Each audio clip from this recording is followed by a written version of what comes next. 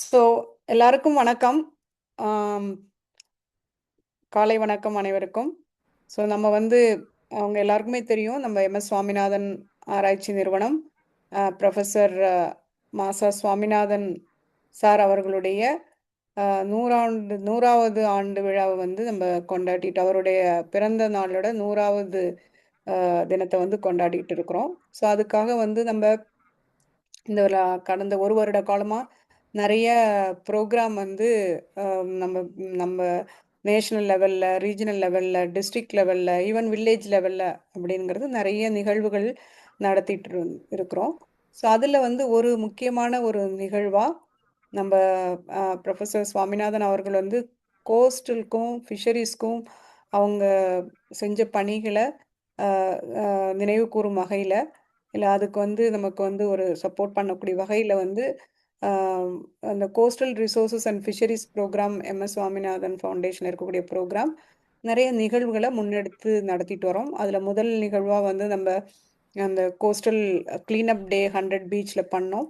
அதுக்கு அடுத்தது வந்து நம்ம இந்த 100 கருத்தரங்கம் இணைய வழியில் வந்து நடத்தணும் அப்படிங்கிற திட்டமிட்டு இதுவரையிலும் ஒரு 25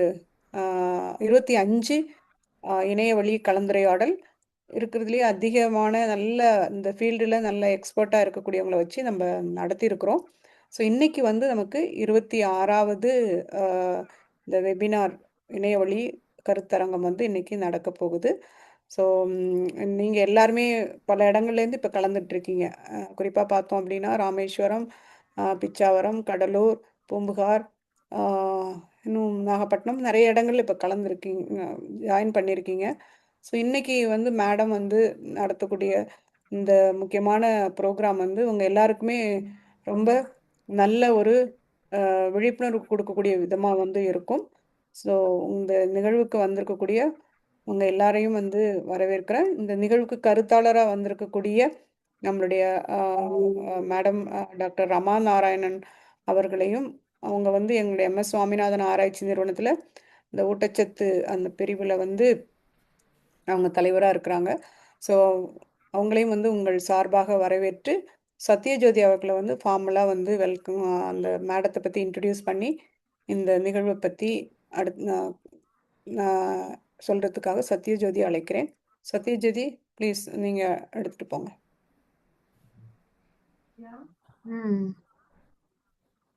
தேங்க்யூ மேம்.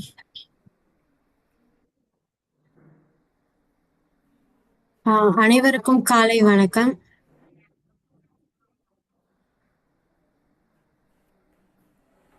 இன்றைய இணையவழி கருத்தரங்கத்தில் உங்கள் அனைவரையும் அன்புடன் வரவேற்கிறேன். நாம் என்ன உணவு உண்ண வேண்டும், சமநிலையான உணவு என்றால் என்ன, ஆரோக்கியமான வாழ்க்கைக்கான சரியான உணவியல் மற்றும் வாழ்க்கை முறை எவ்வாறு இருக்க வேண்டும் என்ற கேள்விகளுக்கு விடையளிக்கும் வகையில் இன்றைய இணையவழி கருத்தரங்கு மிகவும் முக்கியமானதாக அமைய உள்ளது. இந்த இணையவழி கருத்தரங்கின் தலைப்பு ஆரோக்கியமான வாழ்க்கைக்கான உணவியல் மற்றும் வாழ்க்கை முறை ஆகும்.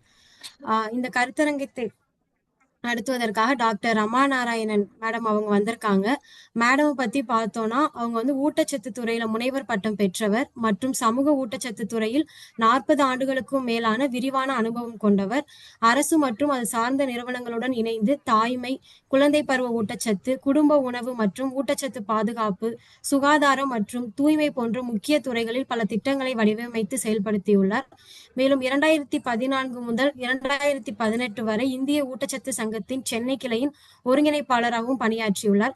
தற்போது எம்எஸ் சுவாமிநாதன் ரிசர்ச் ஃபவுண்டேஷனில் ஊட்டச்சத்து துறையில் மூத்த ஆராய்ச்சி அறிஞராக பணியாற்றி வரும் அவர்களின் அறிவு அனுபவம் இன்றைய அமர்வில் பங்கேற்கும் அனைவரும் பயனுள்ளதாக இருப்பதாக நம்புகிறோம். ரமா மேம், நீங்க செஷன் டேக் ஓவர் பண்ணிக்கோங்க மேம்.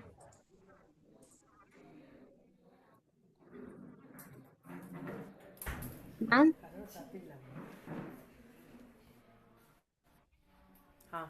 ஆரம்பிக்கலாமா? ஆரம்பிக்கலாம் மேம். வாய்ஸ் ரொம்ப லோவா இருக்கு மேம். ஹலோ. மேம் வாய்ஸ் ரொம்ப லோவா இருக்கு கேக்குதா மேம். நல்லா? இல்ல இப்ப மேம், ரொம்ப கேக்குதா? லோவா இருக்கு.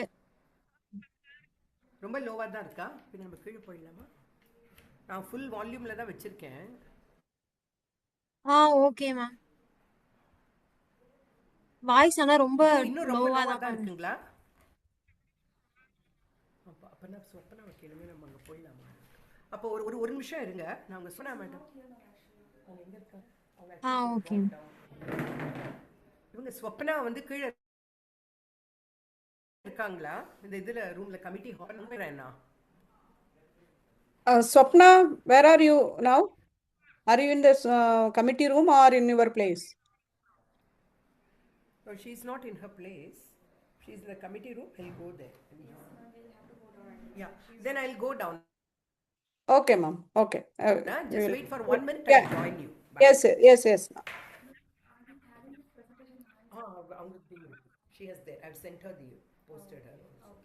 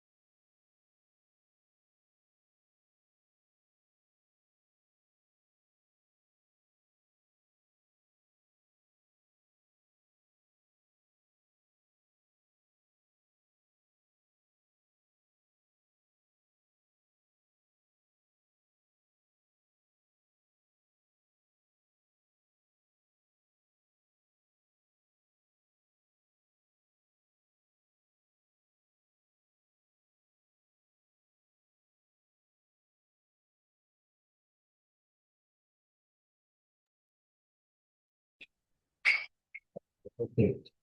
இப்ப கேக்குதுங்களா நல்லா? கேக்குது ma'am. Okay ma'am voice. Okay ஆ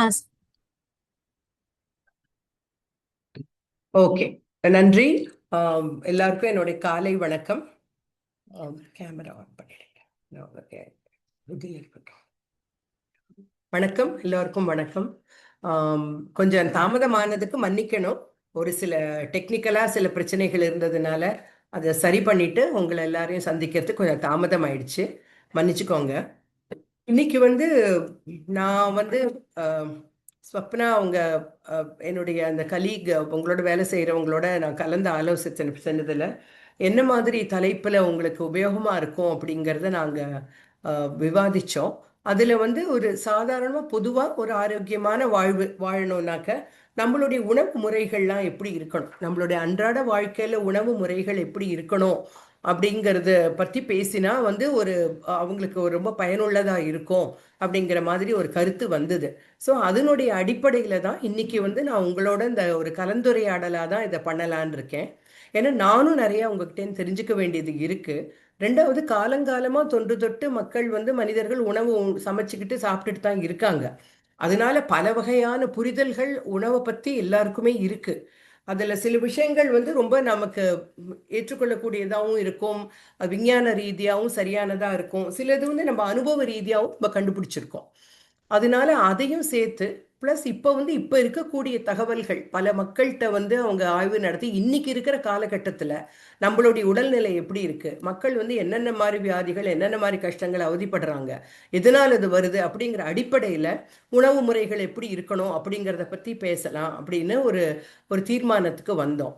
அதனால இந்த கலந்துரையாடல்ல முதல்ல நம்ம கொஞ்சம் பேசினா கூட அப்புறம் உங்களுடைய நிறைய பேசி தெரிஞ்சுக்கணுங்கன்னு நான் ஆசைப்படுறேன். இப்போ பொதுவான சில விஷயங்கள் தான் நம்ம பேச போறோம். அதாவது எல்லா மக்களுக்கும் பொதுவா இருக்கக்கூடிய சில விஷயங்கள் தான்.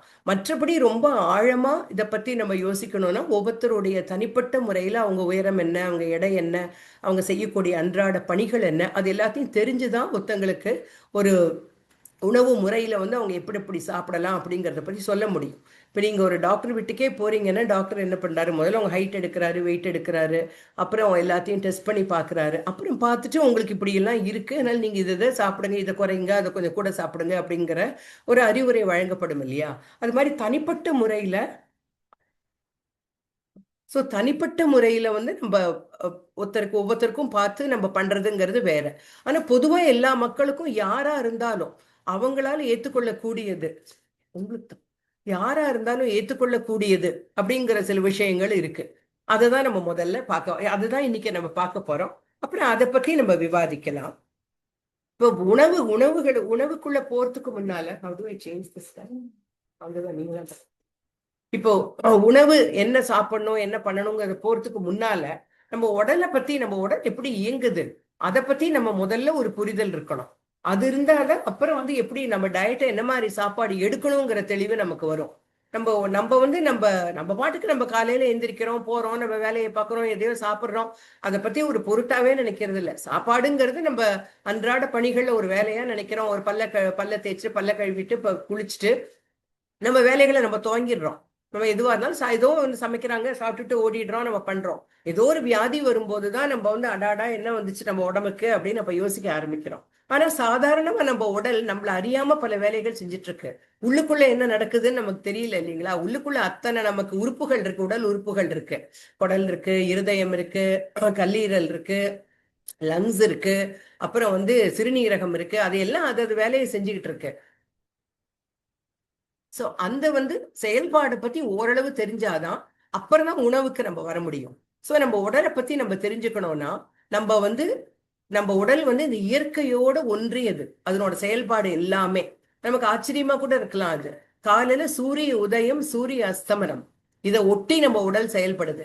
காலையில சூரிய உதயம் சூரிய அஸ்தமனத்துக்குள்ளதான் நம்ம ஜெரிமானத்துக்கான எல்லா விதமான திரவங்களும், இதுவும் அந்த ஹார்மோன் சொல்லக்கூடியதும், அதுக்கப்புறம் என்சைம்னு சொல்லக்கூடியதும் எல்லாமே நம்ம உடல்ல சுரக்குது. நம்ம உடல்ல ஜெரிக்கிறதுக்கான அந்த எல்லா விதமான திரவங்களும் நம்ம உடலுக்குள்ளே உற்பத்தி ஆகி அது எல்லாம் இந்த டயத்துக்குள்ளதான் சுரக்குது. ஒரு காலையில ஒரு 6 மணில இருந்து சாயந்தரம் 6 மணி, கிட்டத்தட்ட ஒரு 8 மணி வச்சுக்கலாம். ஸோ இதுக்குள்ளதான். அப்புறம் ராத்திரி ஆச்சுன்னா 8 மணி சூரிய அஸ்தமனம் வந்தப்புறம் ஆட்டோமேட்டிக்கா இது நம்ம கண்ட்ரோல்லே இல்லை. நம்ம உடல் வந்து ராத்திரி தூங்கறதுக்கான விஷயங்களை செய்ய ஆரம்பிக்குது. நம்ம தூங்க போகணுங்கிறதுக்காக இந்த ஜெரிமானத்துக்கான இதெல்லாம் நிறுத்திடும். அப்புறம் தூங்கறதுக்கான அப்புறம் வந்து நம்ம அந்த நாள் பூரா வேலை செஞ்சு நம்ம உடம்புல நிறைய கழிவுப் பொருட்கள் வந்திருக்கும். அந்த கழிவுப் பொருளை எப்படி வெளியேற்றுறது அப்படிங்கிற வேலையை நம்ம உடல் செய்யறதுக்கு ஆரம்பிக்குது. இப்ப அதனாலதான் நீங்க பாத்தீங்கன்னா ராத்திரி அந்த 8-9 மணி ஆனா இப்ப உங்களுக்குன்னு ஒரு நேரம் இருக்குன்னு வச்சுக்கோங்களேன், நீங்க தூங்க போறீங்கன்னு ஒரு 8 மணி 9 ஆனா ஆட்டோமேட்டிக்கா உங்களுக்கு ஒரு கொட்டாவி வரும். உங்களுக்கு ஒரு மாதிரி டயர்டா போகும். ஏன்னா உங்க உடல் வந்து பழகிடுச்சு அதுக்கு. நீங்கள் வந்து ஒரு முறையான வாழ்க்கை முறை, நீங்க ஒரு டயத்துக்கு நேரத்துக்கு எல்லாம் செய்யறவங்க கடைபிடிக்கிறவங்களா இருந்தா உங்களுக்கே தெரியும். ஓ 9 மணி ஆச்சா, அதான் என்ன திடீர்னு நம்ம டைம் புரியாம நம்ம ஒரு வேலையை செஞ்சுட்டு இருப்போம். திடீர்னு கொட்டாவி வரும். ஓ மணி 9 ஆச்சா, அதான் டயர்டா இருக்குன்னு சொல்றோம்ல, அதுதான் அது. சோ நம்ம உடல் வந்து இந்த மாதிரி ஒரு நாளை வந்து 2ஆ பிரிச்சுக்கோங்க. சூரிய உதயம் சூரிய அஸ்தமனம் ஒரு 12 மணி நேரம். அடுத்த 12 மணி நேரம் நம்ம வந்து தூக்கத்துக்கான அதாவது மற்ற வேலைகள். சாரி, கொஞ்சம் கோல்டு இருக்கிறதுனால இந்த இடையூறுகள் இருக்கும். சோ இந்த இயற்கை சுழற்சியை ஒட்டி தான் இருக்கணும். சோ இந்த 8 மணில இருந்து 8 மணி வரை வச்சுக்கிட்டோம்னா 12 மணி நேரம். இதுக்குள்ளதான் நம்ம ஒரு நாளைக்கான தேவையான உணவு தேவைகளை பூரா நம்ம முடிச்சுக்கணும். ஏன்னா இப்பதான் நம்ம உடல் வந்து அதை நல்ல ஜெரிக்கிறதுக்கான திரவங்கள் எல்லாம் சுரந்து நல்ல ஒரு தயார் நிலையில இருக்கு. உணவை ஜெரிச்சு ஜெரிச்சு நமக்கு வந்து அதுல இருந்து சத்தை எடுத்துக்கக்கூடிய ஒரு தன்மை இந்த உடலுக்கு இப்பதான் இருக்கு. சோ 8 மணில இருந்து 8 மணிக்குள்ள ஒரு 12 மணி நேரம் நம்ம ஈட்டிங் விண்டோன்னு சொல்லுவோம். சாப்பிடக்கூடிய அந்த நேரத்தை நம்ம வரையறுத்துக்கலாம். சோ இதுக்குள்ள காலத்துலதான் ஏன்னா நம்ம செயல்படுது. அடுத்தது இப்ப நீங்க பாத்தீங்கன்னா இது வந்து நம்மளோட ஜீரண மண்டலம். ஆரம்பிச்சு முதல்ல பல்லு, வாய்க்குள்ள சாப்பாடு போட்ட உடனே பல்ல வச்சுதான் நம்ம நல்லா மெல்றோம். அங்கேயே ஜீரணம் தொடங்க ஆரம்பிக்குது நமக்கு. பல்லுல போட்டு நல்லா மென்னு முதல்ல வந்து எப்படி நம்ம வந்து சாப்பாடு சமையல் செய்யறதுக்கு ஒரு உப்புமா தான் செய்யணும், ஒரு அரிசி உப்புமா அது மாதிரி செய்யணும்னு அரிசியை போட்டு மிக்சியில உடைச்சு ரெடி பண்றோம் இல்லைங்களா, அதே மாதிரி நம்ம வயிற்றுக்குள்ள உணவு போறதுக்கு முன்னால பல்லுல போட்டு நல்லா அந்த பல்ல வந்து பல்லால கடிச்சு அந்த உணவை மென்னு சாப்பிடணும். அப்படி சாப்பிடாம நம்ம அப்படியே அவதின்னு அவசரமா முழுங்கினோம்னா அது வந்து நம்மளோட வயிற்றுக்கு வந்து அது அதிக பாரத்தையும் சுமையையும் கொடுக்குது. ரொம்ப நேரம் எடுத்துக்கும் ஜெரிக்கிறதுக்கு. சில சமயம் ஜெரிக்காம கூட போகும். ஏன்னா அந்த வாயில இருக்கிற உமிழ் நீர் வந்து சும்மா எச்சிங்கிறது ஏதோ வருதுன்னு நினைச்சிட்டு இருக்கோம். அதுல வந்து உணவை ஜெரிக்கக்கூடிய சில விஷயங்கள் சுரக்குது. அது வந்து அங்கேயே வந்து ஜீரணம் ஆரம்பிக்குது. சோ நல்லா மென்னு கடிச்சு சாப்பிடுறது ரொம்ப அவசியம். அதுக்கப்புறம் வந்து அது உணவு குழாய் வழியா போகுது. உணவு குழாய் வழியா போய் வயிறுக்குள்ள போகுது. சோ வயிற்றுக்கு கீழே வந்து அதான் சிறுகுடல் பெருகுடல் எல்லாம் இருக்கு. வயிற்றுலதான் முழு ஜீரணமும் ஆகி அதுக்கப்புறம் அதுக்கான சக்திகள் வந்து சிறுகுடல் பெருகுடலுக்குள்ள போய் அங்கே இருந்து நம்ம உடலுக்கு ரத்தத்துல கலந்து நமக்கு தேவையான சக்தியையோ நமக்கு என்னெல்லாம் வேணுமோ அது வந்து இந்த உடல் வந்து அது உணவுல இருந்து எடுத்துக்குது. இதுல கல்லீரல்னு ஒண்ணு இருக்கு, லிவர்னு கேள்விப்பட்டிருப்பீங்க. ஈரல் சாப்பிட கூட நீங்க சாப்பிட்டுருக்கலாம். ஆட்டோட ஈரல் அந்த மாதிரி நீங்க சாப்பிட்டுருக்கலாம். சோ நமக்கும் ஒரு ஈரல் இருக்கு, அதுக்கு சில வேலைகள் இருக்கு. அப்புறம் கணையம்னு ஒண்ணு இருக்கு சின்னதா. இப்ப நிறைய நீங்க அடிக்கடி கேள்விப்படுவீங்க, சுகர் வந்துருச்சு அவருக்கு, சுகர் வந்துருச்சும்பாங்க. அது என்ன சுகர் அப்படிங்கறத அப்புறம் பார்க்கலாம். அந்த கணையம்ங்கிறது அது ஒரு தரப்பான ஹார்மோனை சுரக்குது, இன்சுலின். அதுதான் வந்து ரொம்ப ஒரு முக்கியமான பங்கை வகிக்குது நம்மளுடைய ஜீரணத்துக்கு. சோ இதுதான் வந்து நம்ம உடலோட பொதுவான அமைப்பு. அடுத்தது இப்பதான் நம்ம உணவுக்கே வரோம். சோ இந்த புரிதல் நம்ம உடலை பத்தி நமக்கு இருந்துச்சுன்னா இப்போ உணவுகளை பார்ப்போம். உணவு எப்படிப்பட்ட தன்மையுடையது, எப்படி இருக்கு, அப்புறம் அது எப்படி நம்ம உடல்ல நம்ம எடுத்துக்கலாம் அப்படிங்கறத நம்ம பொருத்தி பார்க்கலாம். சோ உணவு கூட நீங்க வந்து நல்லா பிரிக்க முடியும். முதல்ல வந்து நமக்கு சக்தியை தரக்கூடிய, நம்ம வேலை செய்யறோம், எந்திரிச்சு ஒரு இடத்துக்கு போறோம், இப்ப உட்கார்ந்து இருந்தா கூட நம்ம மூச்சு வாங்கிட்டு இருக்கோம், நம்ம உள்ள இருக்கிற உறுப்பெல்லாம் வேலை செய்யுது, நம்ம இதயம் துடிச்சுக்கிட்டு தான் இருக்கு, நம்ம ரத்த ஓட்டம் நம்ம உடல்ல ஓடிக்கிட்டு தான் இருக்கு. அதெல்லாம் வேலையை செஞ்சாதான் நம்மளால ஆரோக்கியமா இருக்க முடியும். நம்ம தூங்கும் போது கூட நம்ம உடல் இயங்கிக்கிட்டு தான் இருக்கு. நம்ம கழிவு பொருட்கள் எல்லாம் பிரிச்சு நம்ம ரத்தத்தை எல்லாம் சுத்தம் பண்ணி அந்த வேலையை நம்ம தூங்கும் போது செஞ்சிட்டு இருக்கு. இதுக்கெல்லாம் அடிப்படையா நமக்கு சக்தி தேவை. சோ இந்த சக்தியை தரக்கூடிய உணவு எதுனா இந்த மாவு பொருள்னு சொல்லக்கூடிய தானிய வகைகள்.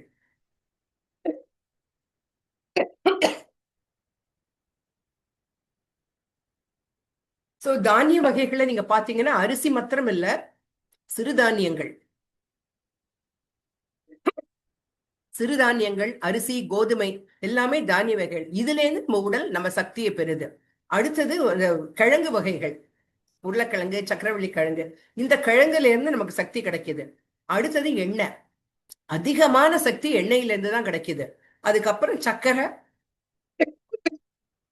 அதுக்கப்புறம் இந்த கடலை, வேர்க்கடலை, முந்திரி பருப்பு, அந்த மாதிரி. சோ இது எல்லாமே நமக்கு சக்தியை தரக்கூடிய உணவுகள். அடுத்தது இது இப்ப சக்தி. அடுத்தது நம்ம உடல் வளர்ச்சி. இப்ப குழந்தை எப்படி பெருசாகுது, அதனுடைய தசைகள் எல்லாம் வளருது இல்லைங்களா? சோ அதனோட உடல் வளர்ச்சிக்கு தேவையான உணவு எதுன்னு பாத்தீங்கன்னா, முதல்ல எல்லா பருப்பு வகைகளும், துவரம் பருப்பு, உளுத்தம் பருப்பு, கடலைப்பருப்பு, சிறுபருப்பு, எல்லா பருப்புகளும் இந்த தசை வளர்ச்சிக்கு உதவுது. முட்டை, இது முட்டை, மீன், இறைச்சி, பால், அதாவது தாவரத்திலேருந்து வரக்கூடியது இது பருப்பு தான். அதே சமயத்துல மிருகங்கள்டேந்து நமக்கு கிடைக்கக்கூடியதுல இருந்து நமக்கு உடல் வளர்ச்சிக்கான புரதம்னு சொல்லுவோம். புரோட்டீன் ஆங்கிலத்துல சொல்லுவோம், தமிழ்ல புரதம். அந்த மசில்ஸ் எல்லாம் வளர்ச்சி. இப்ப ஜிம்முக்கு போறாங்க, அவங்க எப்படி அவங்க பாடியை டெவலப் பண்ணி வச்சிருக்காங்கன்னா, அந்த தசைகளை அவங்க வளர்க்குறாங்க. நீங்க அவங்க போறவங்க பார்க்கலாம், ஜிம்முக்கு எல்லாம் யாருக்கான்னு போறவங்க உங்களுக்கு தெரிஞ்சதுன்னா, அந்த உடல் பயிற்சி செஞ்சு அந்த அப்படியே கட்டுமஸ்தா உடம்ப வச்சுக்கிறாங்க பாத்தீங்களா? இப்ப பல இளைஞர்கள் அதை விரும்புறாங்க. அந்த கட்டுமஸ்தான உடம்பு வரத்துக்கு அந்த அப்படியே அந்த சதை கம்மியா அப்படியே அந்த உங்களுக்கு நல்ல அந்த தசைகள் அப்படியே புடைச்சு நிக்கிற மாதிரி கையை இப்படி வச்சாங்கன்னா தெரியுது இல்ல, ஸ்ட்ரென்த்தா காட்டுறாங்கல்ல, அதுக்கு தேவையான உணவு இது. இது குழந்தைகளுக்கு மிக மிக அவசியம். ஏன்னா குழந்தைங்க வளர்றாங்க, அவங்க தசைகள் எல்லாம் வளருது. சரி, அப்ப வயசானவங்களுக்கு தேவை இல்லையா? ஆனா வயசானதுக்கு அப்புறம் நம்ம வளர்ச்சி நின்னுடுது. 18 வயசுக்கு அப்புறம் நம்ம உயரமா போறது இல்ல. ஆனா அதுக்கப்புறம் நம்ம இருக்கிறத நம்ம மெயின்டைன் பண்ணி ஆகணும். 40 வயசுக்கு மேல வருஷத்துக்கு 10% வீதத்தில் நம்மளோட தசைகள் குறைய ஆரம்பிக்கும். அதாவது வயசான அப்புறம் அந்த வலு இழக்கிறது பத்தீங்களா? வயசான கொஞ்சம் இதுவா நடக்கிறாங்க, கொஞ்சம் சாஞ்சு நடக்கிறாங்க, அவங்களுக்கு கொஞ்சம் ஏதாவது பிடிச்சுக்கிட்டு நடக்க வேண்டியிருக்கு, உதவியா இருக்கு.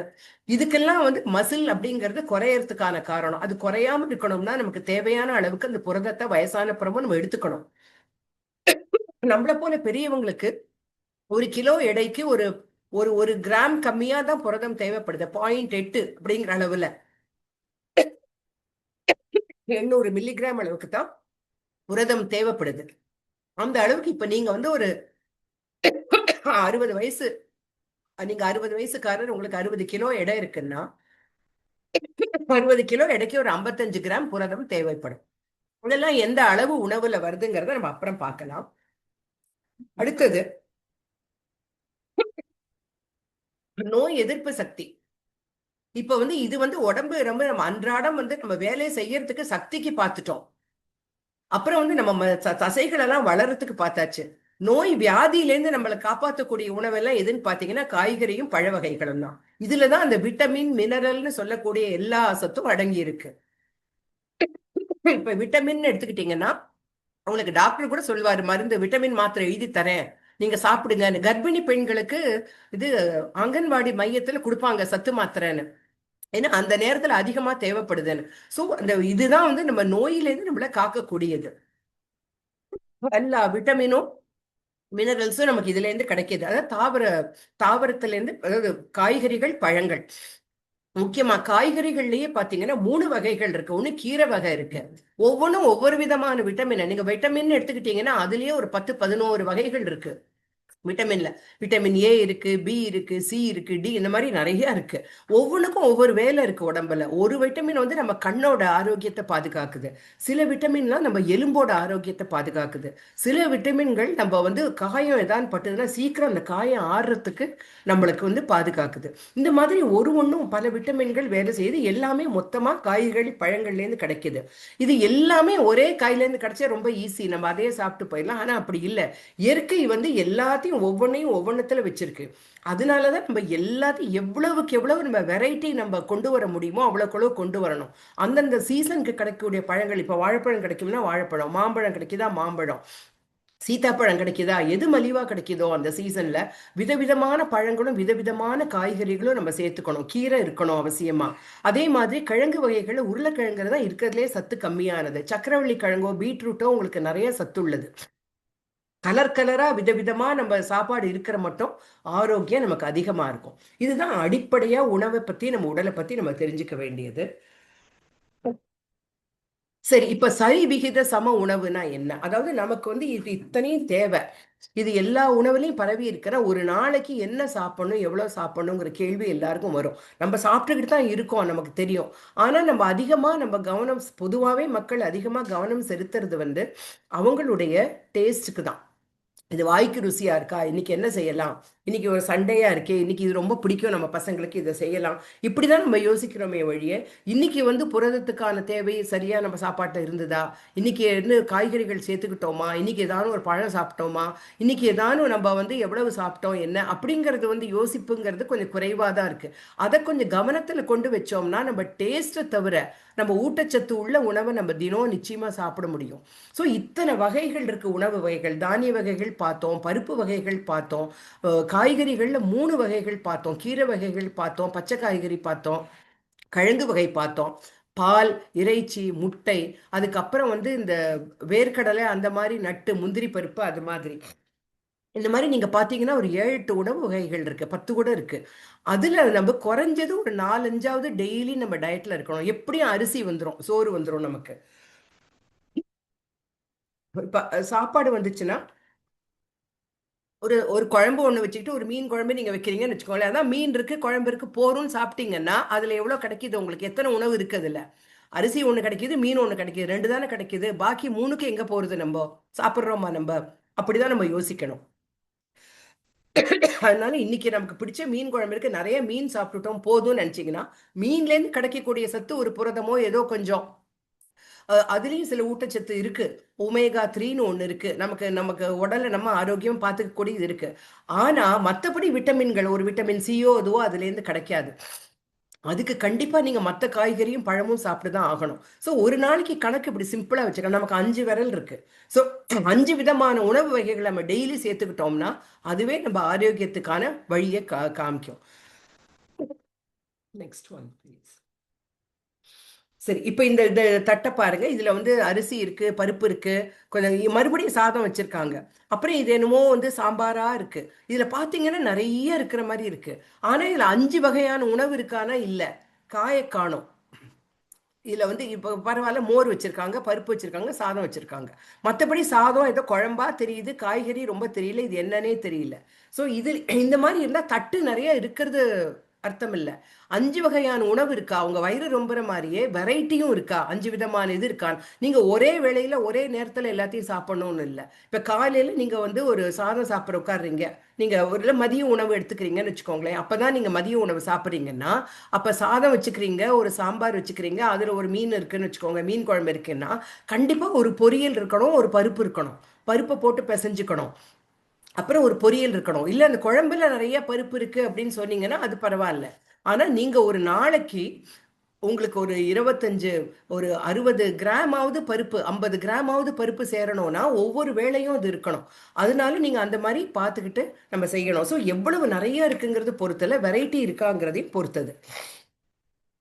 இப்ப இங்க பாருங்க, இந்த தட்டுல பாத்தீங்கன்னா இதுல வந்து 4ஆ பிரிச்சிருக்கு இந்த தட்டை. ஒரு பக்கம் ஒரு ஒரு 4ல ஒரு பங்கு தான் அரிசி இருக்கு, இன்னொரு பங்கு ஃபுல்லா பருப்பு இருக்கு, இன்னொரு பங்கு ஃபுல்லா காய்கறி, அது தவிர தயிர், இந்த மாதிரி இருக்கு. ஸோ ஒரு நாளைக்கு நம்ம தட்டு எப்படி இருக்கணும்னா, வயசானவங்களுக்கு இதை நான் சொல்றேன், அரிசி வந்து நம்ம அரிசி சோறை ஃபுல்லா நிறைய வச்சுக்கிறோம், காயை வந்து இத்தினூண்டு ஒரு 2 ஸ்பூன் அளவு வச்சு சாப்பிட்டோம்னா அது பத்தாது.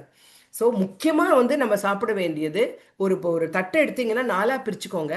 அதில் ஒரு குவார்ட்டர், ஒரு போர்ஷனில் அது சாதம் இருக்கணும், இன்னொரு போர்ஷனில் பருப்பு இருக்கணும், இன்னொரு போர்ஷனில் நமக்கு காய் இருக்கணும், அப்புறம் தயிர். ஸோ இதுலேயே வந்து உங்களுக்கு 4 வகையான ஒரு உணவு ஒரு சாப்பாட்டிலேயே உங்களுக்கு அடங்கிடுது. இந்த மாதிரி நீங்க அட்ஜஸ்ட் பண்ணி ஒரு நாள் பூரா நீங்க பிரிச்சுக்கலாம். இப்போ ஒருவேளை உங்களுக்கு ஏதாவது ஒன்று குறைஞ்சா கூட அடுத்த வேளையில எப்படி அட்ஜஸ்ட் பண்றது அப்படிங்கிறத யோசிக்கலாம். இப்போ அன்னைக்கு பூரா நீங்க காலையிலேருந்து ஒரு பழமே சாப்பிடலைன்னா சாயந்தரம் நீங்க டீ குடிக்கிறதுக்கு முன்னால ஒரு 1/2 மணி முன்னாலேயோ 1/2 மணி பின்னாலேயோ ஒரு பழத்தை சாப்பிடலாம். ஏன்னா டீங்கிறது வந்து நம்ம வைட்டமின், நம்ம தாது பொருட்கள், வைட்டமின் பார்த்தோம் இல்லைங்களா, டீ காஃபிங்கிறது. பல பேர் இப்போ டீ காஃபிலே உயிர் வாழறாங்க.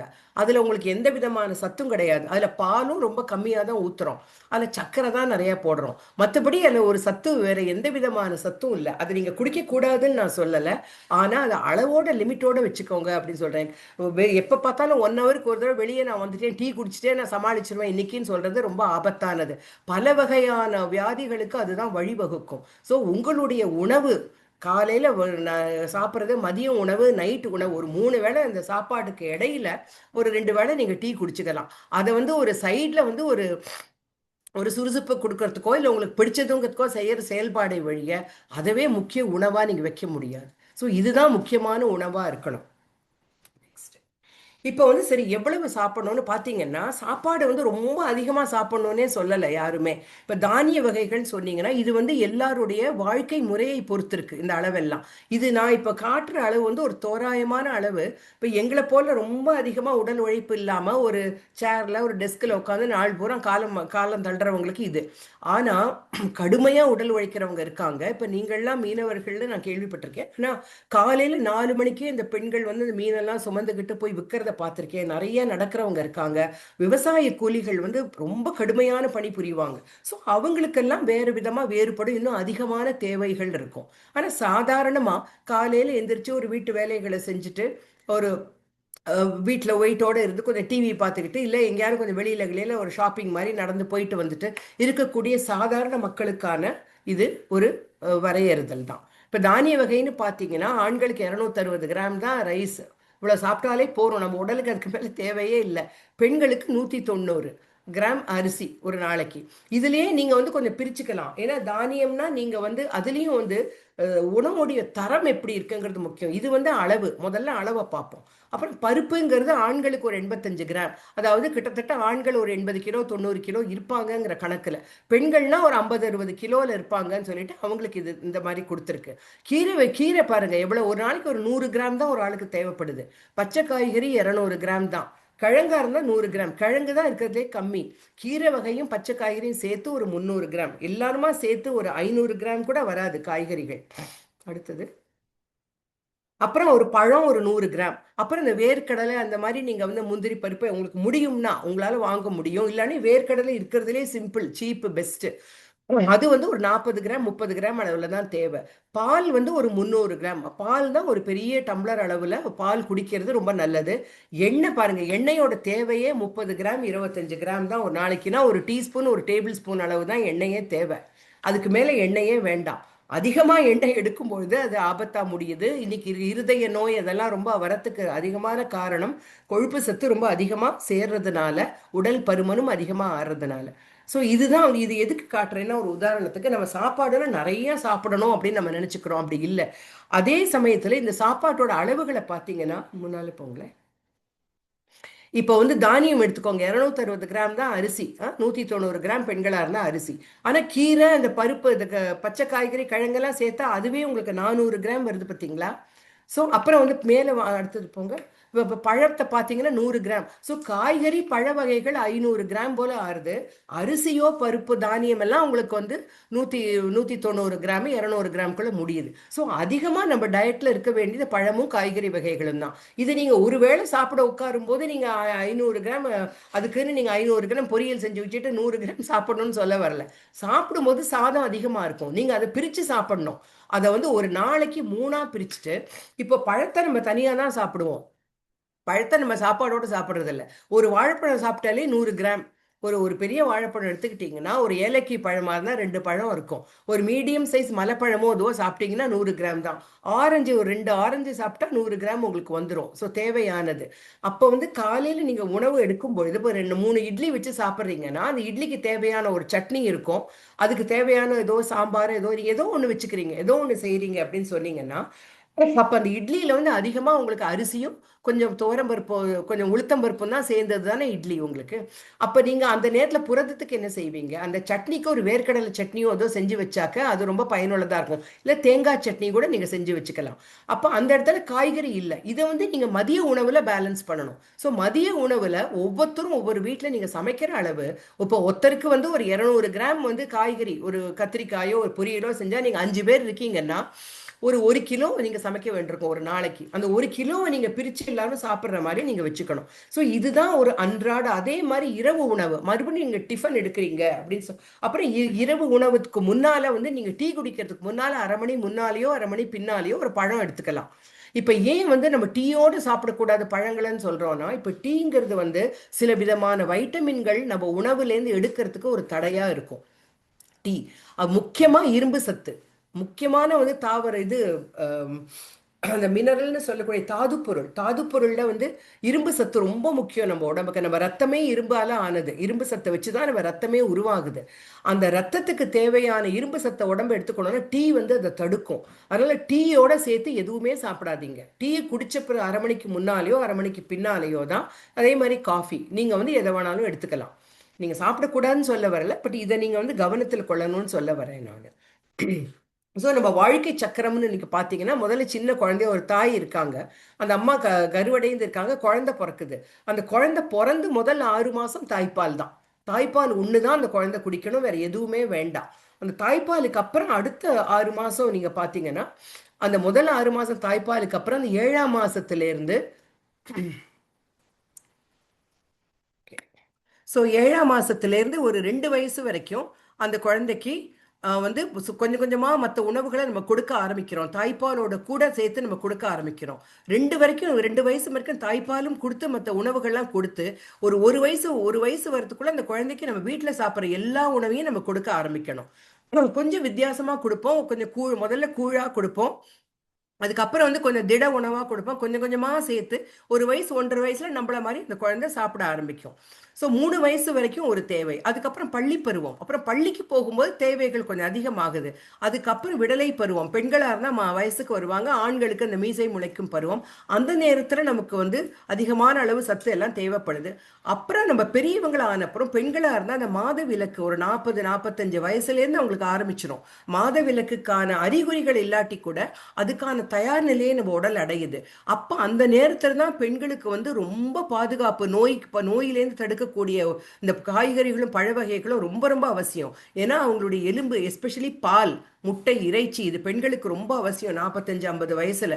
ஏன்னா அப்பதான் அந்த மாதவிடாய் நிற்க தொடங்குறதுக்கான ஸ்டேஜ். அந்த நேரத்துல வந்து நிறைய வந்து உங்களுக்கு அந்த கால்சியம்னு சொல்லக்கூடிய எலும்புல இருக்கக்கூடிய எலும்புக்கான சத்து தேவைப்படுது. அது கிடைக்கலன்னா, ஏன்னா ரத்தப்போக்கு அதிகமா இருக்கும். அந்த ரத்தத்திலேருந்து வந்து என்ன ஏறுது, இரும்பு சத்து வெளியேறுது, எல்லா சத்தும் வெளியேற ஆரம்பிக்குது. ஸோ அதை ஈடு செய்யறதுக்கு நம்ம உணவு நமக்கு பயனுள்ளதா இருக்கணும். இதனாலதான் பல பெண்கள் நீங்க பாத்தீங்கன்னா 50 வயசுல இந்த மூட்டு வலி, கை வலி, கால் வலி, பல பிரச்சனைகள் உடல் ஆண்களுக்கும் இருக்கு. ஏன்னா அந்த நேரத்துல வயசான அப்புறம் நமக்கு தேவையான பால், இந்த தேவையான உணவு வகைகளை நம்ம எடுத்துக்காததுனால அது வந்து அந்த மாதிரி காட்டுது.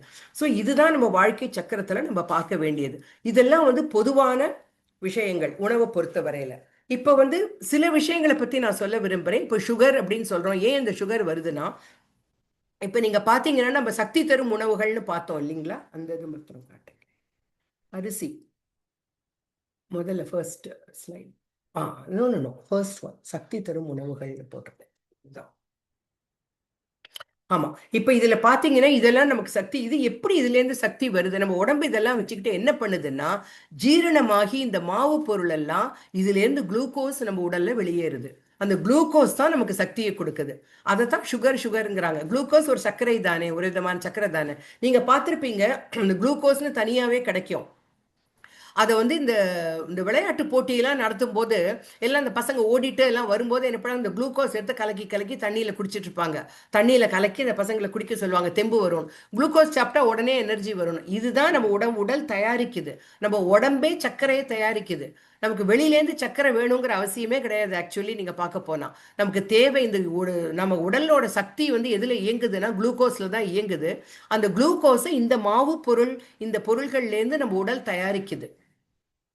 ஸோ நமக்கு தேவையான குளுக்கோஸ், சரி நம்ம உடல் ஜெரிமானம் வந்து குளுக்கோஸ் வெளியே வந்துருச்சு. அந்த குளுக்கோஸ் வந்து நம்ம ரத்தத்தில் கலக்கிறதுக்கு இன்சுலின் அப்படிங்கிற ஒரு ஹார்மோன் தேவைப்படுது. அந்த இன்சுலின்ங்கிறது அந்த ஹார்மோன் தான் வந்து கணையம்னு சொல்றாங்க இல்லைங்களா? அந்த நம்மளுடைய கணையம் பேங்க்ரியாஸ்னு ஆங்கிலத்தில் சொல்லுவோம். ஸோ நம்ம ஒரு ஒரு உறுப்பும் வந்து உடல் உறுப்பு உள்ளுக்குள்ள இருக்கிற உறுப்பு வந்து ஒரு திரவத்தை சுரக்கும். அதுதான் வந்து இந்த ஜெரிமான சக்திக்கும் அதை நம்ம உடம்பை எடுத்துக்கிறதுக்குமான உதவியை கொடுக்குது. அந்த இன்சுலின் அப்படின்னு சொல்லக்கூடிய ஹார்மோன் ஆங்கிலத்தில் சொல்லுவோம் நம்ம. அதுதான் வந்து அந்த சுகரை குளுக்கோஸை நம்ம உடல்ல ரத்தத்தில் சேர்க்கறதுக்கான வேலையை செய்யுது. அது வந்து எப்படின்னா செக்யூரிட்டி மாதிரி. இப்போ நீங்கள் ஒரு கட்டடத்துக்குள்ள போறீங்கன்னா அந்த இடத்துல ஒரு காவலர் இருப்பார், வெளியே உட்காந்துருப்பாரு. இந்த அரசாங்க இதுக்கெல்லாம் போனீங்கன்னா வெளியே ஒருத்தர் டோர்ல உட்காந்துருப்பாரு, உங்களை உள்ள விட மாட்டார். நீங்க யாருமா, யாரை பார்க்க வந்திருக்கீங்க, எங்க போனோம், என்ன செய்றீங்கன்னு கேட்டுட்டு அப்புறம் தான் உங்களை உள்ள விடுவாங்க. அதுதான் இன்சுலினோட வேலை. நம்ம உடம்புக்கு இன்னைக்கு என்ன தேவை, எவ்வளவு சுகர் தேவை, இவ எவ்வளவு வேலை செய்வா, எல்லாரும் எவ்வளவு வேலை செய்வாருன்னு நம்ம உடம்பு திட்டமிடுது. பொதுவா அது ஒரு ஐடியா வச்சிருக்கோம். நீங்க காலையிலேருந்து எந்திரிச்சு சாயந்தரம் வரை ஒரு ரொட்டீன் வச்சிருப்பீங்கல்ல. ஸோ உங்க உடம்புக்கு தெரியும் இந்த வேலையெல்லாம் இன்னைக்கு நடக்க போகுது, நமக்கு இவ்வளவுதான் சுகர் வேணும் அப்படின்னு சொல்லிட்டு நீங்க எவ்வளவு கூட குறைச்சு சாப்பிட்டாலும், நீங்க அதிகமா சாப்பிட்டுட்டீங்கன்னாக்க கூட உங்களுக்கு தேவையான அந்த குளுக்கோஸை மாத்திரம் உள்ள அனுப்பிட்டு உங்க ரத்தத்துல கலக்க வச்சுட்டு பாக்கி எல்லாத்தையும் அது அப்படியே கொழுப்பா, எக்ஸ்ட்ரா சர்க்கரையெல்லாம் அது கொழுப்பா மாத்தி உங்க வேற எங்கேயான ஒரு இடத்துல உங்க உடல்ல கொண்டு போய் வச்சிரும். அதுதான் உடல் பருமனுக்கு ஓவர் பீரியட் ஆஃப் டைம். கொஞ்ச நேரம் எவ்ரிடே நமக்கு ஒரு அதிகமா ரொம்ப சாப்பிட்றோம்னு வச்சுக்கோங்களேன், அதிகமா நமக்கு தேவைக்கு அதிகமான சர்க்கரை நம்ம உணவுலேருந்து நமக்கு வருது. நம்ம உடல் என்ன பண்ணோம், செலவழிக்க முடியல. அதை கொண்டு போய் எங்கேயான ஒரு இடத்துல கொழுப்பா மாற்றி ஒரு இடத்துல வச்சிரும். அது வந்து கைக்கு அடியில் வரலாம், சதை போடலாம், வயிற்றுல சடை போடலாம், இடுப்பில் போடலாம், தொடையில் போடலாம். இதை விட ரொம்ப ஆபத்தானது என்னன்னா, நம்ம உள்ளே இருக்கிற ஒரு ஸ்டேஜுக்கு மேலே உடம்புல எங்கேயுமே இடம் இல்லை அதிக சர்க்கரையை ஸ்டோர் பண்ணுறதுக்கு, சேர்த்து வைக்கிறதுக்குன்னா என்ன பண்ணோம்னா, அப்புறம் வந்து நம்ம இருதயம், அப்புறம் நம்ம குடல், அப்புறம் நம்ம வந்து சிறுகுடல், பெருகுடல், இந்த மாதிரிலாம் இருக்கு இல்லையா, உறுப்புகள்லாம் இருக்கு இல்லையா, சிறுநீரகம், அது ஒவ்வொன்று சுற்றியும் ஒரு கொழுப்பு படலம் படிய ஆரம்பிக்கும். அதுதான் வந்து கடைசியில் நமக்கு இருதய நோய் எல்லாம் கொண்டு போய் விடுது. இது என்ன ஆகும்னா, ஒரு ஸ்டேஜில் இந்த இன்சுலின் அந்த வேலையை பண்ணிட்டே இருக்கும், இந்த கணையம் சுரந்துக்கிட்டே இருக்கும். பட் ஒரு தேவை, ஒரு அளவுக்கு மேலே உங்கள் டயட்டில் உணவில் ஒரு கண்ட்ரோல் இல்லாமல், இப்போ கண்ட்ரோல் இல்லாமல் எப்படி வருதுங்கிறத நான் சொல்கிறேன்னாக்க, இப்போ நீங்கள் காலையில் ஒரு வேளை சாப்பிட்றீங்க, மதியம் சாப்பிட்றீங்க, இல்லை நீங்கள் சரியாக சாப்பிட்றதில்ல. ஆனால் நினச்சி அப்பப்போ இஷ்டத்துக்கு ஒரு மணி நேரம் பசிக்குது சாப்பிட்றேன், கொஞ்சம் சாப்பிட்டு ஓடிடுறேன், வேலை இருக்குது என்னால் பண்ண முடியல, இன்னும் கொஞ்சம் நேரம் கழிச்சு நான் போகிறேன், அப்புறம் எதையோ ஒன்று கொஞ்சம் சாப்பிட்றேன், இப்படி விட்டு விட்டு விட்டு இந்த ஸ்நாக்கிங்னு சொல்லுவாங்க, நறுக்குன்னு உட்காந்து சாப்பிடாம 3 வேளை விட்டு விட்டு விட்டு இந்த மாதிரி இடையில சாப்பிட்றதுன்னு சொல்லும்போது, அது வந்து ஒவ்வொரு தடவை நீங்கள் ஒரு பருக்கை வாயில் போட்டால் கூட உடனே இன்சுலின் சுரக்கும். ஏன்னா அதை ஜெரிச்சு ஒரு பருக்கையாக, ஒரே ஒரு பருக்கை நீங்கள் வாயில் போட்டாலும் உங்கள் உடம்பு அதை ஜெரிச்சே ஆகணும். அதை ஜெரிச்சு அதுலேருந்து இருக்கிற சத்தை பிரித்து எதை எங்கே அனுப்பணுங்கிறத உங்கள் உடம்பு அந்த வேலையை செய்யும். அப்போ நீங்கள் சும்மா சும்மா சும்மா ஒரு 2 மணிக்கு ஒரு தடவை எதையோ நீங்கள் வாயில் போட்டுகிட்டே இருந்தீங்கன்னா உங்கள் உடம்பு இரிட்டேட் ஆகுது. சும்மா சும்மா அது சுரந்துக்கிட்டே இருக்கிறது, அது வேலையை செய்ய சொல்லிருக்கு. அந்த மாதிரி வரும்பொழுது ஒன்று அந்த அந்த கணையம்ங்கிறது அந்த இன்சுலின் சுரக்கக்கூடிய தன்மையை இழக்குது, இல்லை சுரக்கிற இன்சுலினுக்கு பவர் இல்லாமல் போயிடுது.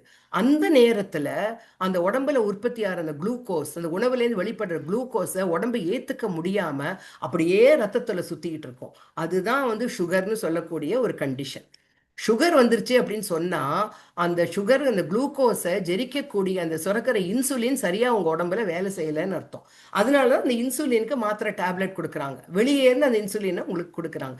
இது வந்து முக்கியமா வந்து இன்னைக்கு டயபெட்டிஸ், அந்த டயபெட்டிஸ் சொல்ற வியாதி அது வரத்துக்கான காரணமே உணவு முறைகள் சரியா இல்லாததுனால. இல்லை நீங்கள் அதிகமான வந்து மாவு பொருள் சாப்பிட்றீங்க, கம்மியாக வந்து மற்றதெல்லாம் சாப்பிட்றீங்க அப்படிங்கிற ஒரு அர்த்தமாக இருக்கலாம். இல்லை ராத்திரி 8 மணிக்கு மேலே 10 மணிக்கு மேலே நீங்கள் சாப்பிட்றீங்கன்னு சொல்லும் பொழுது, நம்ம முதல்ல என்ன பார்த்தோம், 8 மணிலேருந்து இரவு 8 மணி வரைக்கும் தான் நம்ம உடல் வந்து நல்லா வந்து ஜீரண சக்தியை வந்து அதிகமாக கொண்டு இருக்கு. அதுக்கப்புறம் இன்சுலின் சுரக்கிறது எல்லாம் குறைய ஆரம்பிக்கும். அப்புறம் தூக்கத்துக்கான விஷயங்கள் தான் நம்ம உடம்புல சுரக்கும். அந்த நேரத்தில் போய் நீங்கள் சாப்பிட்டீங்கன்னா, ஒரு 9-10 மணிக்கு ராத்திரி சாப்பாடை நம்ம வச்சுக்கிட்டோம்னா அந்த ஜீரணம் சரியா ஆகாம அந்த அது வந்து கொழுப்பா மாறி அது நம்ம உடல்ல தங்கிடும். அதுவும் வந்து டயபெட்டிஸ் இந்த மாதிரியான காரணங்களுக்கு நமக்கு வழிவகுக்கலாம். இது வந்து ஒரு பொதுவான ஐடியா நான் உங்களுக்கு கொடுத்துருக்கேன். ஸோ அதனால உடல் பருமன்கிறது அவங்க நிறைய சாப்பிட்றாங்கிறதே கிடையாது. நீங்க முக்கால்வாசி பேர் பார்த்தீங்கன்னா அவங்க ரொம்ப கம்மியா சாப்பிடுவாங்க. ஆனா அவங்க அரிசியை நிறைய வச்சிருப்பாங்க, காய்கறிகள் பழங்களை கம்மியா சாப்பிடுவாங்க, இல்ல வேளைக்கு ஒரு நேரமே இல்லாம அவங்க சாப்பிட்டுட்டு இருப்பாங்க. திடீர்னு ஒரு நாளைக்கு ஒரு 2 மணிக்கு, இப்ப கடையில வேலை செய்யறவங்க பார்த்தீங்கன்னா கடையை மூடத்துக்கு நேரம் ஆச்சுன்னு மத்தியானம் 3 மணிக்கு வந்து சாப்பிடுவாங்க மதிய உணவை. சில சமயம் 1 மணிக்கு வந்து சாப்பிடுவாங்க, சில சமயம் 10 மணிக்கு சாப்பிடுவாங்க, சில சமயம் வராமையே வச்சிருவாங்க வீட்டுக்கு. இப்படி நீங்க பண்ணும் பொழுதும் அது வந்து ஆபத்துல கொண்டு போய் முடியும். அப்போ உங்க உடல் என்ன செய்யும், அதுக்கு தேவை, அதுக்கு அதால வந்து நிர்ணயம் பண்ண முடியல எப்போ எந்த வேளை உணவு வரும். எப்போ சாப்பாடு வரும், நம்ம ரெடியாக இருக்கணுமே, நம்ம வந்து இப்போ சப்போஸிங் சாப்பாடே கிடைக்காம போச்சுன்னா நம்ம பட்னியா நிலைமை வந்துச்சுன்னா என்ன அப்படின்னு உங்கள் உடம்பு யோசிக்க ஆரம்பிக்கும். நீங்கள் நேரம் கெட்ட நேரத்தில் சாப்பிட்டுட்டு இருந்தா அது என்ன பண்ணுன்னா, நீங்கள் உங்கள் உணவுலேருந்து எல்லாத்தையும் எவ்வளோ எவ்வளோ மிச்சம் பிடிக்க முடியுமோ மிச்சம் பிடிச்சி சேர்த்து கொண்டு போய் கொழுப்பாக மாற்றி வச்சுக்கும். இப்போ சாப்பாடு பட்னி ஒருத்தங்க கிடக்குறாங்கன்னா அப்போ அன்னைக்கு ஒரு நாள் பூரா விரதம் இருக்காங்கல்ல, உபவாசம் இருக்கிறவங்கள நம்ம பார்க்குறோம். அப்போ அன்னைக்கு அவங்களுக்கு சக்தி எங்கேருந்து வருதுன்னா, இந்த சேர்த்து வச்ச கொழுப்பை கரைச்சி நம்ம உடம்பு அதுலேருந்து சக்தி எடுத்துக்குது. அதனால அந்த உடம்பு என்ன பண்ணும், வேலை கிட்ட வேலையில சாப்பிட்டீங்கன்னா உங்களுக்கு அடுத்த வேளை சாப்பாடு வருமா வரலன்னு தெரியலன்னா அது எல்லாத்தையும் கொழுப்பா மாற்றி எவ்வளவுக்கு எவ்வளோ மிச்சம் பிடிக்க முடியுமோ மிச்சம் பிடிச்சு கொழுப்பா மாற்றி கொண்டு போய் வைக்குது. ஸோ இதனாலையும் வந்து பல காரணங்கள் பல சமயங்களில் நமக்கு இந்த கொழுப்பு அதிகரிக்க அதிகரிக்க உடம்புல சதை போட போட போட மற்ற டயபெட்டிஸ் அது எல்லாம் இது சுரக்க சுரக்க சுரக்க இன்சுலின் அந்த மாதிரி இது வந்து இரிட்டேட் ஆகுது. பேங்க்ரியாஸ் அதெல்லாம் இரிட்டேட் ஆகி அதனால வந்து சுரக்கக்கூடிய தன்மை குறையுது, இல்லை அந்த இன்சுலினோட பவர் குறையுது. இதுதான் வந்து சுகர் வரத்துக்கான காரணங்கள். ஸோ அதனால ரெண்டாவது இன்னொன்று, நீங்கள் அரிசி சாப்பிடும்போது இன்னைக்கு எல்லாமே நம்ம வந்து இந்த பாலிஷ்டு ரைஸ் பச்சரிசிக்கு மாறிட்டோம். முந்தி காலத்தில் பார்த்தீங்கன்னா புழுங்கரிசி நிறைய சாப்பிட்டுட்டு இருந்தோம். அப்புறம் வந்து சிறு தானியங்கள் நிறைய சாப்பிட்டோம். இது வந்து ரொம்ப சீக்கிரமாக எளிதில் ஜெரிச்சு அவ்வளவு வந்து நமக்கு வந்து நம்ம சுகரோட அளவை ஏற்றாது. சர்க்கரை நம்ம ரத்தத்தில் அவ்வளவு டக்குன்னு சுகரோட லெவலை ஏற்றாது. பச்சரிசி பார்த்தீங்கன்னா நீங்கள் சாப்பிட்ட 2 மணி நேரத்தில் கபக்குன்னு உங்களோட ரத்தம் நீங்கள் டெஸ்ட் பண்ணிங்கன்னா உங்கள் சுகர் லெவல் ஏறும், கிடுகிடுகிடுன்னு ஜெரிச்சு சுகர் வந்துடும். ஆனால் பச்சரிசியில் வந்து அதுக்கு வந்து வேற எதுவுமே சத்து கிடையாது. ஆனால் நீங்கள் பார்த்தீங்கன்னா ஒரு புழுங்கரிசியிலையோ இதுலையோ பார்த்தீங்கன்னா ஓரளவு ஒரு விட்டமின் சத்து எல்லாம் இருக்கு. இப்போ இன்னைக்கு வந்து இப்போ என்னமோ ரேஷனில் கொடுக்குற இதில் வந்து இரும்பு சத்து ஏற்றி கொடுக்குற அரிசியை கொடுக்குறோன்னு சொல்கிறாங்க. அதை நீங்கள் எப்படி சமைக்கிறீங்கன்னு தெரியல. அதை நீங்கள் களைஞ்சிங்கன்னா அது கொஞ்சம் மேலே முதக்கும், அதை நீங்கள் தூக்கி கொட்டக்கூடாது. அதில் தான் இரும்பு சத்து எல்லாம் இருக்குது. அந்த இரும்பு சத்து அரிசியை குருணையாக்கி அதில் இரும்பு சத்தை கலந்து அதை தான் அந்த அரிசியில் கலந்து ரேஷனில் கொடுக்குறாங்க. அதை நீங்கள் வாங்கி சமைக்கும் போது நீங்கள் அலசும் போது அரிசி அது மேலே வரும், ஏன்னா அது குருணையாக இருக்கும். அதெல்லாம் என்னமோ அது அப்படின்னு நினச்சி நிறைய பேர் அதை தூக்கி போட்டுடுறாங்க. அது போடக்கூடாது, அதை நீங்கள் வச்சு சமைச்சு சாப்பிடுங்க, அதில் இரும்பு சத்து நிறையா இருக்குது. ஸோ இப்போ வந்து இன்னைக்கு வந்து பச்சரிசிக்கு மாறினதுனால இன்னைக்கு வந்து சுகர் நமக்கு அதிக அளவில் நமக்கு டயபெட்டிஸ் வரதுக்கான காரணத்தில் அது ஒன்று. நேரம் கெட்ட நேரத்தில் சாப்பிட்றது, இரவு 8 மணிக்கு மேலே உணவு பழக்கத்தை வச்சுக்கிறது, இதெல்லாம் வந்து சில பொதுவான காரணங்கள். இன்னைக்கு டயபெட்டிஸ் ரொம்ப அதிகமாக இருக்குது. அதுக்கு அடுத்தது சொல்ல வேண்டியது உப்பு. உப்பு வந்து ஒரு நாளைக்கு 5 கிராம் தான் அளவு மொத்தமே. நம்ம எவ்வளோ உப்பு போடுறோம், நம்ம சமைக்கிற சாப்பாட்டில் 5 கிராமா இருக்குது, ஒரு டீஸ்பூனாக போடுறோம். நீங்கள் கணக்கு பண்ணி பாருங்கள், ஒரு நாளைக்கு நம்ம பூரா சமையலில் எவ்வளோ போடுறோன்னு. இன்றைக்கி வந்து டயபெட்டிஸை விட ரொம்ப அதிகமாக இருக்கிறது ரத்த கொதிப்பு. இந்த ரத்த கொதிப்பு உப்புனால வருது. உப்பு வந்து ஒரு பெரிய டேஞ்சர். அது எப்படிங்கிறது இன்னொரு பெரிய விளக்கம் இருக்குது, அது இன்னொரு நேரம் சமயம் கிடைச்சா நம்ம பார்த்துக்கலாம். ஆனால் உப்பை வந்து மட்டுப்படுத்தி சர்க்கரையை மட்டுப்படுத்தி நமக்கு உடம்பே நம்ம சுகரை தயாரிக்குது. நமக்கு எக்ஸ்ட்ரா சுகர் தேவையே இல்லை. காஃபி டீல நீங்கள் ஒரு ஸ்பூன் போட்டுக்கங்க போதும். நமக்கு எக்ஸ்ட்ரா சுகருங்கிறது நம்ம உடம்புல அந்த டேபிள் சுகர்னு சொல்கிறோம்ல, இந்த காஃபி டீல போடுற சர்க்கரை இருக்குல்ல, அந்த வெளியிலேருந்து போடுற சர்க்கரை வந்து நமக்கு ஒரு 20 கிராம்குள்ளே ஒரு நாளைக்கு இருந்தால் போகிறோம். நீங்கள் ஒரு நாளைக்கு ஒரு ஸ்வீட் ஒரு லட்டோ ஏதோ சாப்பிட்டீங்கன்னா காலி, உங்களோட தேவையான சுகர் அளவு நீங்கள் தாண்டிட்டீங்க. அப்போ நீங்கள் யோசிச்சுக்கங்க, நீங்கள் காஃபி டீல எவ்வளவு சர்க்கரை போட்டுக்கணும் அப்படிங்கிறத நீங்கள் யோசிச்சுக்கணும். ஸோ இன்றைக்கி நான் ஸ்வீட் சாப்பிட போகிறேன்னா அப்போ நீங்கள் எப்படி அட்ஜஸ்ட் பண்ணணும். இன்றைக்கி ஒரு லட்டு சாப்பிட போகிறேன், எனக்கு தெரியுது ஒரு விருந்துக்கு போகிறேன், நிறைய இதெல்லாம் சாப்பாடு நல்லா பலமாக இருக்கும், நிறைய நல்லா சாப்பிடுவேன், எல்லாம் சுகர் நிறைய பாயசம் சாப்பிடுவேன், மற்ற எல்லாம் ஐஸ்கிரீம் சாப்பிடுவேன்னா அதுக்கு ஏற்ற மாதிரி நீங்கள் உங்கள் அரிசியோட அளவை இன்னொரு வேளையில் நீங்கள் குறைச்சி அட்ஜஸ்ட் பண்ணிக்கணும். ஸோ அன்றையோட உணவு நீங்கள் பிளான் பண்ணிட்டீங்கன்னா இதெல்லாம் நம்ம சாப்பிட போகிறோம், இந்த அளவு வச்சுக்கலான்னு சொன்னாலே நீங்கள் வந்து ஒரு வரைமுறைக்குள்ளே வந்துட்டீங்கன்னா அது செய்ய முடியும். இது வந்து அவ்வளோ சுலபம்னு நான் சொல்ல வரல, ஏன்னா குடும்பத்தில் இருக்க அத்தனை பேரும் ஒத்துழைக்கணும், எல்லாருமே இதை ஏற்றுக்கணும், இந்த கருத்துக்களை பண்ணணும். இது நம்ம நிச்சயமாக அந்த மாதிரி யோசிக்கணும். பட் பரவாயில்ல, அந்த அறிவை நம்ம வளர்த்துக்கிட்டு நமக்கு கூட இருக்கணும்னு நம்ம சொன்னோம்னா நிச்சயமாக நம்ம உணவு கட்டுப்பாட்டில் நம்ம உணவுகளில் நான் சாப்பாடை நல்லா என்ஜாய் பண்ணி சாப்பிட்லாம். நான் வந்து இதை நீங்கள் தவிர்க்கணும் அதை தவிர்க்கணும்னே சொல்ல வரலை. ஆனால் அது எந்த லிமிட்டில் நீங்கள் வச்சுக்கணும், எந்த அளவில் வச்சுக்கணும், அது எப்படி நீங்கள் பிரித்து சாப்பிடலாம் அப்படிங்கிறத நம்ம மனசில் நிறுத்திக்கிட்டோம்னாலே நம்மளால ஒரு ஆரோக்கியமான வாழ்க்கையை நிச்சயமாக வாழ முடியும். ஸோ இதோட நான் இப்போ நிறுத்திக்கிறேன், ரொம்ப டைம் ஆயிடுச்சுன்னு நினைக்கிறேன். ஸோ ஒரு கலந்துரையாடல் மாதிரி வச்சுக்கலாம். இது வந்து ரொம்ப பொதுவான சில விஷயங்கள் தான் நான் சொல்லியிருக்கேன்.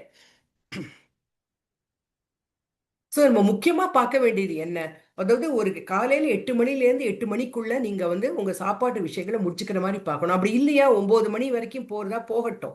ஆனா அந்த 9 மணிலேருந்து ஆரம்பிச்சு அட்லீஸ்ட் ஒரு 10 மணி நேரம் 11 மணி நேரம் ஒரு இடைவேளை இருக்கணும். நீங்க காலையில மறுபடியும் எழுந்து உங்க உணவு உங்க சாப்பாடெல்லாம் நீங்க ஆரம்பிக்கிறதுக்கு ராத்திரிக்கும் அந்த இடைப்பட்டதுக்கு ஒரு 10-11 மணி நேரமாவது நீங்க ஒரு கேப் கொடுக்கணும் கண்டிப்பா. அப்பதான் வந்து உங்களோட இன்சுலின் களையும் அதுக்கெல்லாம் ஒரு ரெஸ்ட் கிடைக்கும். அது புதிய உத்வேகத்தோட அது வேலை செய்யும். அப்புறம் காலையில ராத்திரி நான் சொன்னேன் இல்லையா தூக்கத்துக்கான இது சுரக்கிறது, நீங்க எந்திரிச்ச உடனே ஒரு மணி நேரம் அந்த இது இருக்கும், அதனோட எஃபெக்ட் இருக்கும். ஒரு மாதிரி டல்லா இருக்கும். அப்புறம் 1 மணி நேரத்துக்கு அப்புறம் தான் அந்த ஜீரணத்துக்கான மத்ததெல்லாம் சுரக்க ஆரம்பிக்குது.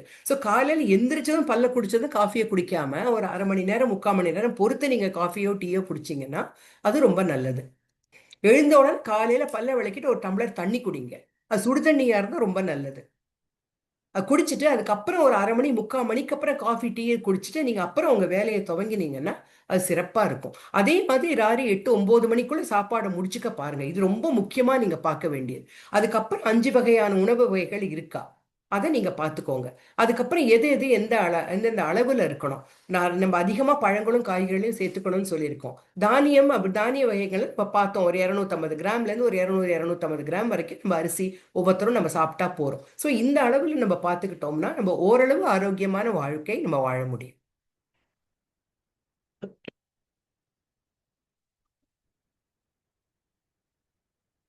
ஸோ இப்போ வந்து கொஞ்சம் கேள்விகளுக்கு போலான்னு நினைக்கிறேன்.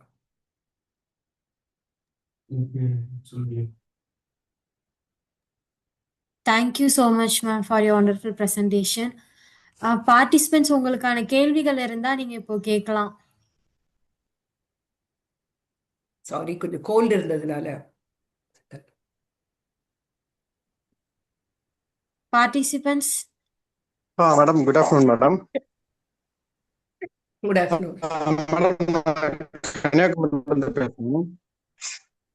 மேடம் இப்போ நம்ம நிறைய மக்கள் வந்து இப்போ டீக்கு வந்து சுகர் போடுறத வந்து ஸ்டாப் பண்ணிட்டு பாதிக்குள்ள நாட்டு சக்கரை வந்து யூஸ் பண்றாங்க. இப்போ அதனால வந்து சுகர் லெவல் வந்து இன்க்ரீஸ் ஆகுறதுக்கு இல்ல கம்மியாகிறதுக்கு வந்து வாய்ப்புகள் இருக்குமா, இல்ல நாட்டு சர்க்கரைக்கும் சுகருக்கும் வந்து சுகர்ங்கிறது எல்லாமே சுகர் தாங்க. அதை நம்ம யூஸ் பண்றதால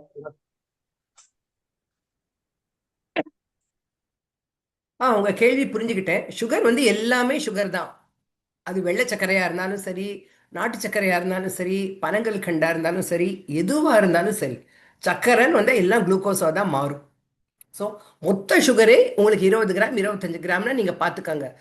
நீங்க 2 வேளை காஃபியோ டீயோ குடிக்கிறீங்கன்னா அதுக்கு மேல குடிக்கிறது நல்லது இல்லை. 1 ஸ்பூன் 2 ஸ்பூன் போட்டுக்கலாம், அவ்வளவுதான். ஒரு பெரிய டம்ளரா இருந்தா. அன்னைக்கு நீங்க ஏதோ ஒரு ஸ்வீட் சாப்பிட போறீங்கன்னா அதையும் குறைக்கணும். ஸோ நீங்க முடிவு பண்ணிக்கணும், இன்னைக்கு ஸ்வீட்டா இல்லை நான் சர்க்கரை வந்து டீல நிறைய போட்டுக்கலாமா அப்படிங்கிறத நீங்க யோசிக்கணும். கூடி மட்டும் நீங்க எவ்வளவுக்கு கம்மியா சாப்பிட்றீங்களோ அவ்வளவு நல்லது. Okay, thank you ma'am. ஆனா பனங்கள் கண்டில் ஒரே ஒரு விசேஷம் என்னன்னா, இப்போ இந்த மாதிரி இருமல் வரத்துக்கு அதுல சில குணங்கள் இருக்கு, மருத்துவ குணங்கள் இருக்கு. அதை மட்டும் சொல்வேன். இப்போ வெல்லமோ நாட்டு சர்க்கரையோ எல்லாம் ஒண்ணுதாங்க, அதுவும் சர்க்கரையும் ஒண்ணுதான். நம்ம வெள்ளை சர்க்கரையும் அதுவும் ஒண்ணுதான். பட் பனங்கள் கண்டுக்கு சில மருத்துவ குணங்கள் இருக்கு. அதனால இதை வந்து இருமெல்லாம் வரும்போது பால்ல காய்ச்சி கொடுப்பாங்க, அது நல்லது. அது என்னைக்கோ ஒரு நாள் தான் நம்ம சாப்பிட்றோம்.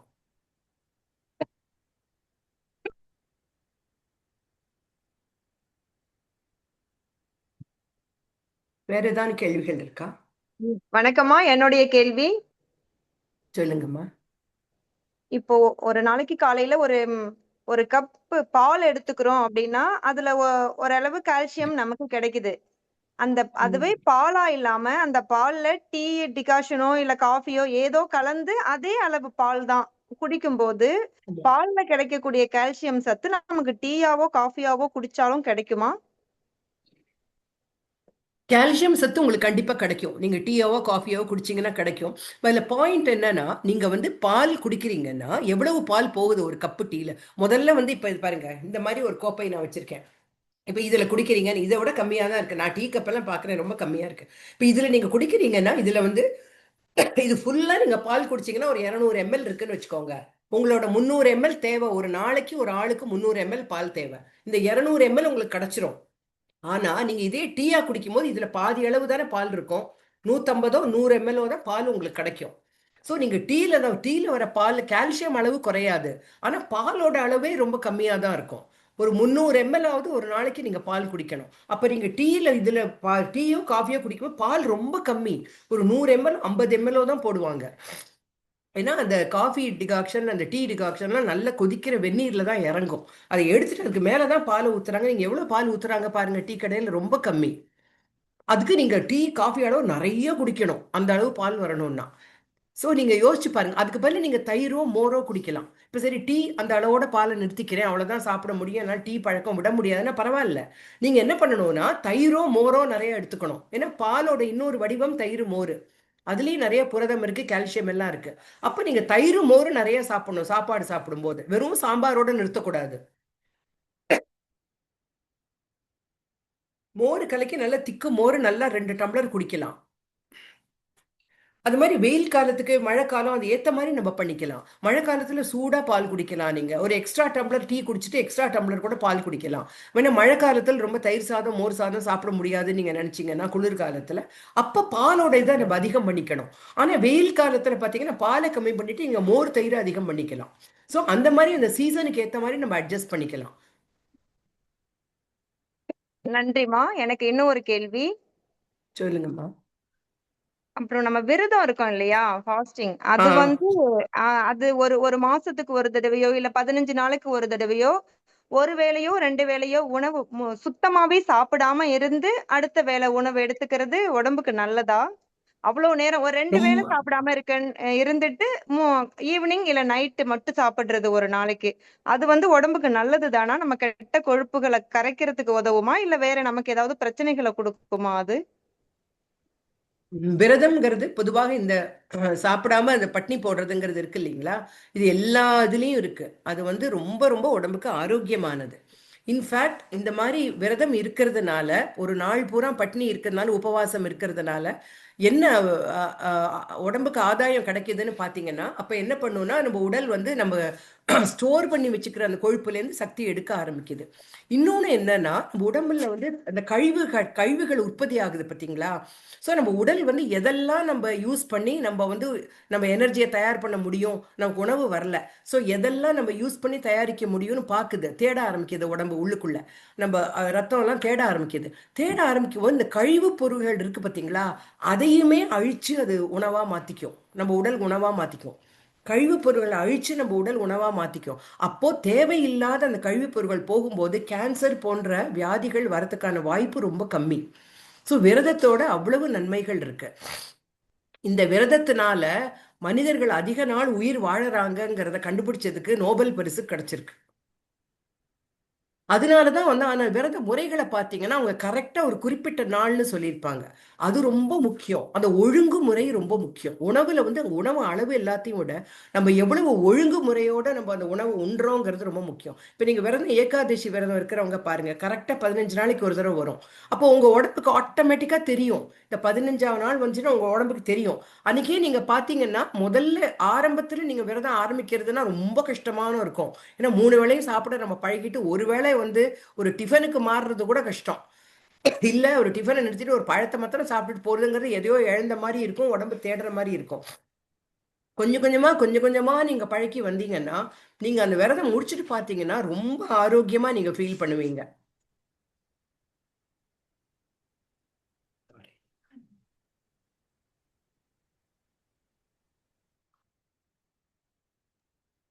வணக்கம் வேற ஏதாவது கேள்விகள் இருக்கா?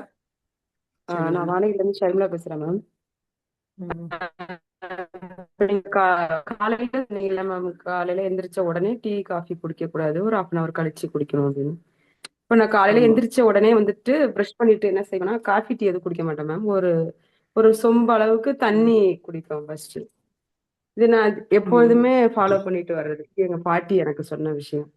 இதுதான் கெடுதலா அது எனக்கு தெரியல, ஆனா என்னுடைய பாடிக்கு அது கரெக்டா தான் இது வரைக்கும் இருக்கு. இது நான் பண்றது கரெக்டா இல்ல தப்பா மேம், எனக்கு அது தெரியல.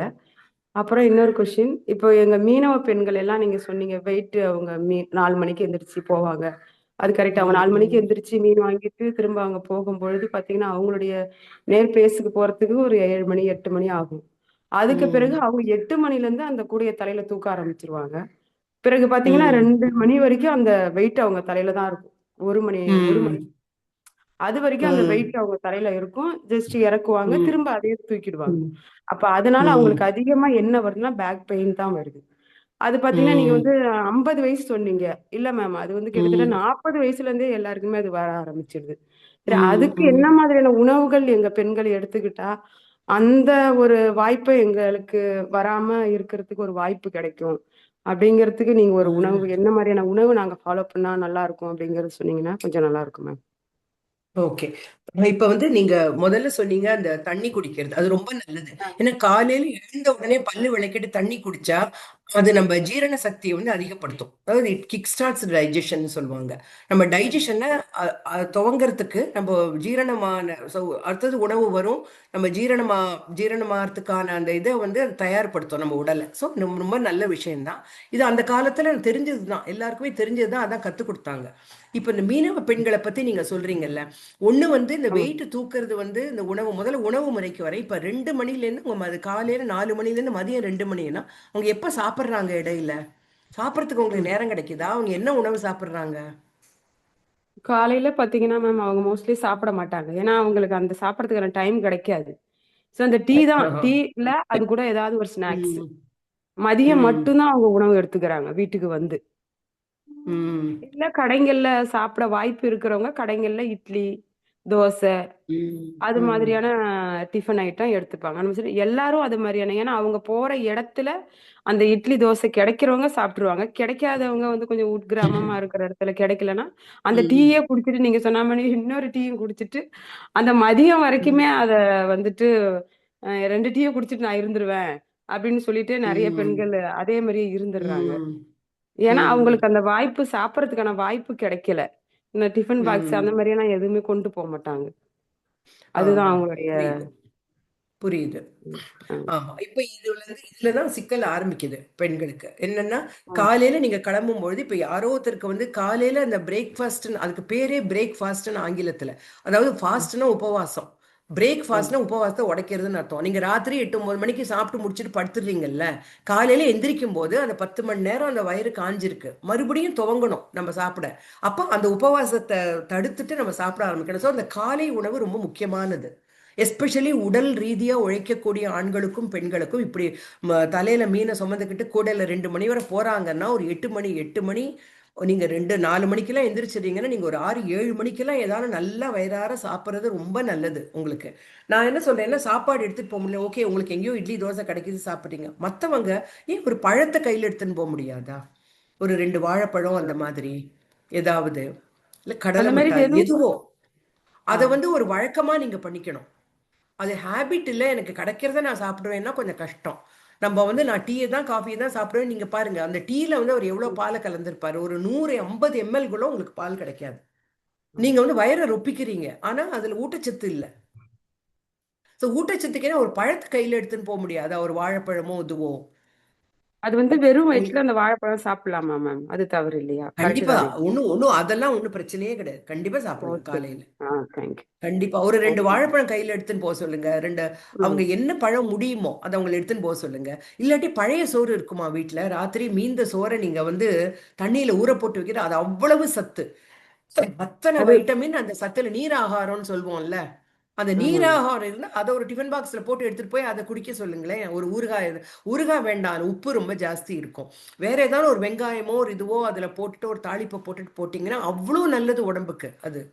அந்த பழையதுல அத்தனை வைட்டமின் அந்த தண்ணியில உருவாயிருக்கும். ராத்திரி அந்த பழைய சோறு அந்த காலத்துல அப்ப ஃப்ரிட்ஜ் எல்லாம் கிடையாது பாருங்க, தண்ணி ஊத்தி தான் நாங்கெல்லாம் பண்ணியிருக்கோம். அந்த தண்ணியை நாங்க காத்தால எழுந்து குடிச்சிருவோம். அவ்வளவு சக்தி அந்த ஊற வச்ச அந்த ராத்திரியில். இல்லாட்டி எக்ஸ்ட்ராவா வடிங்க, எக்ஸ்ட்ராவா வடிச்சிட்டு ராத்திரியே தண்ணியை போட்டு ஊற வச்சுட்டு காலையில போகும்போது ஒரு பழமோ இல்லை அந்த நீராகாரமோ கையில எடுத்துன்னு போய் ஒரு 8 9 மணிக்கு அதை சாப்பிட்றதுன்னு வச்சுக்கோங்க. இது வந்து உணவு ரீதியா நீங்க செய்ய வேண்டியது. அப்புறம் 2 மணிக்கு வந்தா நல்லா சாப்பிடுங்க, ஒரு பொரியலோட ஒரு இதுவோட. உங்களுக்கு பாவம் யாராவது சமைச்சு கொடுத்தா நல்லா இருக்கும். நீங்களும் வேலையை செஞ்சுட்டு நீங்களே சமைச்சு சாப்பிடணும்னா கொஞ்சம் கஷ்டம்தான். நீங்க செஞ்சு வச்சுட்டு போவீங்களா எப்படி, இல்ல வந்து சமைப்பீங்களா? எப்படி பண்ணுவாங்க பெண்கள்? அது அவங்கவுங்க வீட்ல பிள்ளைங்க காலேஜ் போயிட்டு வீட்ல இருக்கிற பிள்ளைங்க சமைச்சு கொடுத்துருவாங்க மேம். அப்படி இல்ல ஆ அவங்க சின்ன பிள்ளைங்க தான் இருக்காங்கன்னா அந்த பிள்ளைங்களுக்கும் ரெடி பண்ணிட்டு ஹஸ்பண்டுக்கும் ரெடி பண்ணி ம். வச்சுட்டு தான் வெளியில போவாங்க பெண்கள். ஓ, அப்ப வந்து நீங்க அந்த சமையல் வந்து நீங்க வந்து ஆவலோட வந்து பார்க்கணும் அந்த சமையல். அந்த மாதிரி ஒரு ஆமா பொரியல், ஒரு கீரையோ ஆமா ஒரு இதுவோ பொரியலோ நல்லா செஞ்சு வச்சுட்டு வந்து ஆசையா வந்து சாப்பிடணும் அந்த சாப்பாடை. ரெண்டாவது சாப்பாடு அவங்கள சாப்பிட சொல்லும்போது நல்லா மென்னு சாப்பிட சொல்லுங்க. நல்லா மென்னு ஒரு 20 நிமிஷம் அந்த சாப்பாட்டுக்கு டைம் எடுத்துக்கணும். அப்போ வந்து என்னன்னா நம்ம வயிறு இருக்கு பார்த்தீங்களா, அதுக்கு ரெண்டாவது மூளைன்னு சொல்றாங்க, ரெண்டாவது மூளையா செயல்படுது. நீங்க வந்து ஒரு வயிறு சரியா இல்லைன்னா டல்லாயிடும் மைண்ட் எல்லாம், ரொம்ப இதுவாயிடும். பசி வந்தா கோவம் வருது இல்ல, நம்ம ம். உணர்வுகளோட சம்பந்தப்பட்டது ஜீரண மண்டலம். அதுக்கு தான் அதுக்கு ரெண்டாவது மூளைன்னு சொல்றாங்க எல்லாரும். அதனால வந்து நீங்க வந்து என்ன பண்ணணும்னாக்க, நீங்க திரும்பி வந்த அப்புறம் நல்லா விரும்பி நல்லா உட்கார்ந்து ஆற அமர ஒரு 20 நிமிஷம் டைம் எடுத்துக்கிட்டு நல்லா மென்னு சாப்பிடணும். 20 நிமிஷம் நீங்க மென்னீங்கனாலே உங்க மூளை வந்து உங்க வயிற்றுக்கு சிக்னல் கொடுக்கும். 20 நேரம் இவங்க வாயில அசை போடுறாங்க, போதும் நிறுத்துங்க. அந்த போருங்கிற உணர்வு அப்பதான் வரும். இல்லாட்டி நம்ம அவதி அவதின்னு சாப்பிட்றவங்கள பார்த்தீங்கன்னா நிறைய சாப்பிடுவாங்க, சரியா கடிக்காம அப்படியே முழுங்குவாங்க, ஜீரணமும் ஆகாது, குவான்டிட்டியும் நிறைய போயிடும் அதுல. வேற நீங்க மென்னு நல்லா ருசிச்சு சாப்பிட்டீங்கன்னா 20 நிமிஷம் உங்களுக்கு அந்த போதுங்கிற உணர்வும் வரும், சாப்பிட்ட திருப்தியும் வரும். இது ரொம்ப முக்கியம். ரெண்டாவது, தலையில நீங்க வெயிட் சுமக்கிறது, நீங்க எப்படி தூக்குறீங்க. முதுகுவலி வருது ஒண்ணு உணவுனால, கால்சியம் கம்மியா இருக்கிறதுனால, உங்க எலும்பு தேய்மானத்தினால வருது. இன்னொன்னு வந்து நீங்க எப்படி தூக்குறீங்க, எப்படி குனியறீங்கிறது. இந்த ரயில்வே ஸ்டேஷன்ல பாத்தீங்கன்னா போர்ட்டர்லாம் வருவாங்க பாத்தீங்களா, வெயிட் தூக்குவாங்க பாருங்க தலையில. அவங்க தூக்கறச்சே நீங்க பாத்தீங்க எப்படி எடுப்பாங்க, முதல்ல இப்படி எடுத்து அந்த வெயிட் எவ்வளோன்னு இப்படி பார்ப்பாங்க, அப்புறம் இப்படி குனிஞ்சு எடுக்க மாட்டாங்க, அப்படி உட்கார்ந்து அரைமண்டி மாதிரி போட்டு தூக்கிட்டு அப்புறம் தலையில ஏத்துவாங்க. ஸோ அந்த மாதிரி உங்களுடைய பாஸ்டர் எப்படி பண்ணணும், அந்த கூடையை எப்படி தூக்கணும், எப்படி சுமக்கணுங்கிறத அதை வந்து கொஞ்சம் பார்க்கணும்மா. அது ரொம்ப கண்டிப்பா பார்க்கணும். அது வந்து யாரானு ஒரு பிசியோதெரபிஸ்ட் யாரானு வச்சுக்கிட்டு நீங்க பார்க்கறது நல்லது. எப்படி வந்து பெண்ட் பண்றாங்க, அவங்க எப்படி எழுந்திருக்கிறாங்க, எப்படி கூடையை தூக்குறாங்கங்கிறது. அந்த பாஸ்டர் சரியா இல்லைனாலும் முதுகு வலி வரும். கூட ஸோ அதை வந்துட்டு மேம் கொஞ்சம் அவங்க கவனிக்கணும். அவங்க நார்மலா வந்து அந்த கூடைய அவங்களால தூக்கி கண்டிப்பா வைக்க முடியாது மேம். இன்னொருத்தரோட ஹெல்ப் ஆஹ் மூலியமா தான் அந்த கூடைய தூக்கி அவங்க வச்சுப்பாங்க. ஓ, கிட்டத்தட்ட பாத்தீங்கன்னா ஒரு 100 கிலோ கிட்ட அந்த கூடை ஐஸ் மீன் அவங்களோட நெட் அந்த ஓ, கூடையோட பா, வெயிட், அப்புறம் அது ஆஹ் கீழே ஒரு தட்டோட வெயிட், அதுக்கு மேல ஒரு ஆஹ் அவங்க சேவ் பண்ணி வைக்கிறதுக்கு ஒரு சின்ன கூடை, அந்த மாதிரி எல்லாம் ம் சேர்த்து அவ்வளவு வெயிட் அதுல டோட்டலா வந்துரும் மேம். ம் ம் அதுக்கு ஓகே. பிறகு ஸோ சில அந்த பேர் வெயிட்டை திருப்பி தூக்கிட்டு வச்சுப்பாங்க. நடக்கிறாங்க இல்லையா? ஆமா ஆ, நடந்தாகணும். ஓகே. அப்புறம் ஸோ சரி நல்ல உட்கார்ந்து கடுமையான உடல் உழைப்பு நிக்கிறவங்களுக்கும் தான். இந்த முட்டி வலி வருதுங்கிறதுனால அது நடந்தே ஆமா. வித்துடலாம் அப்படிங்கிற ஒரு மைண்ட் மேம் அவங்களுக்கு. கரெக்ட் அந்த மாதிரி. கரெக்ட். உட்காந்து உட்காந்து எழுந்திருக்கிறது வெயிட்டோட ரொம்ப ஆ கஷ்டம்தான் எல்லாருக்குமே. கஷ்டம். அதனால யாருக்குமே இது இந்த மாதிரி கஷ்டம்தான் உட்காந்து உட்காந்து. ஸோ exercise அப்பனா பண்றது. நல்ல உடல் உழைப்பு இருக்கு. அப்போ உங்களுக்கு வந்து இன்னும் அதிகமாவே தேவைப்படும் கால்சியம் சத்து புரதம் எல்லாம்.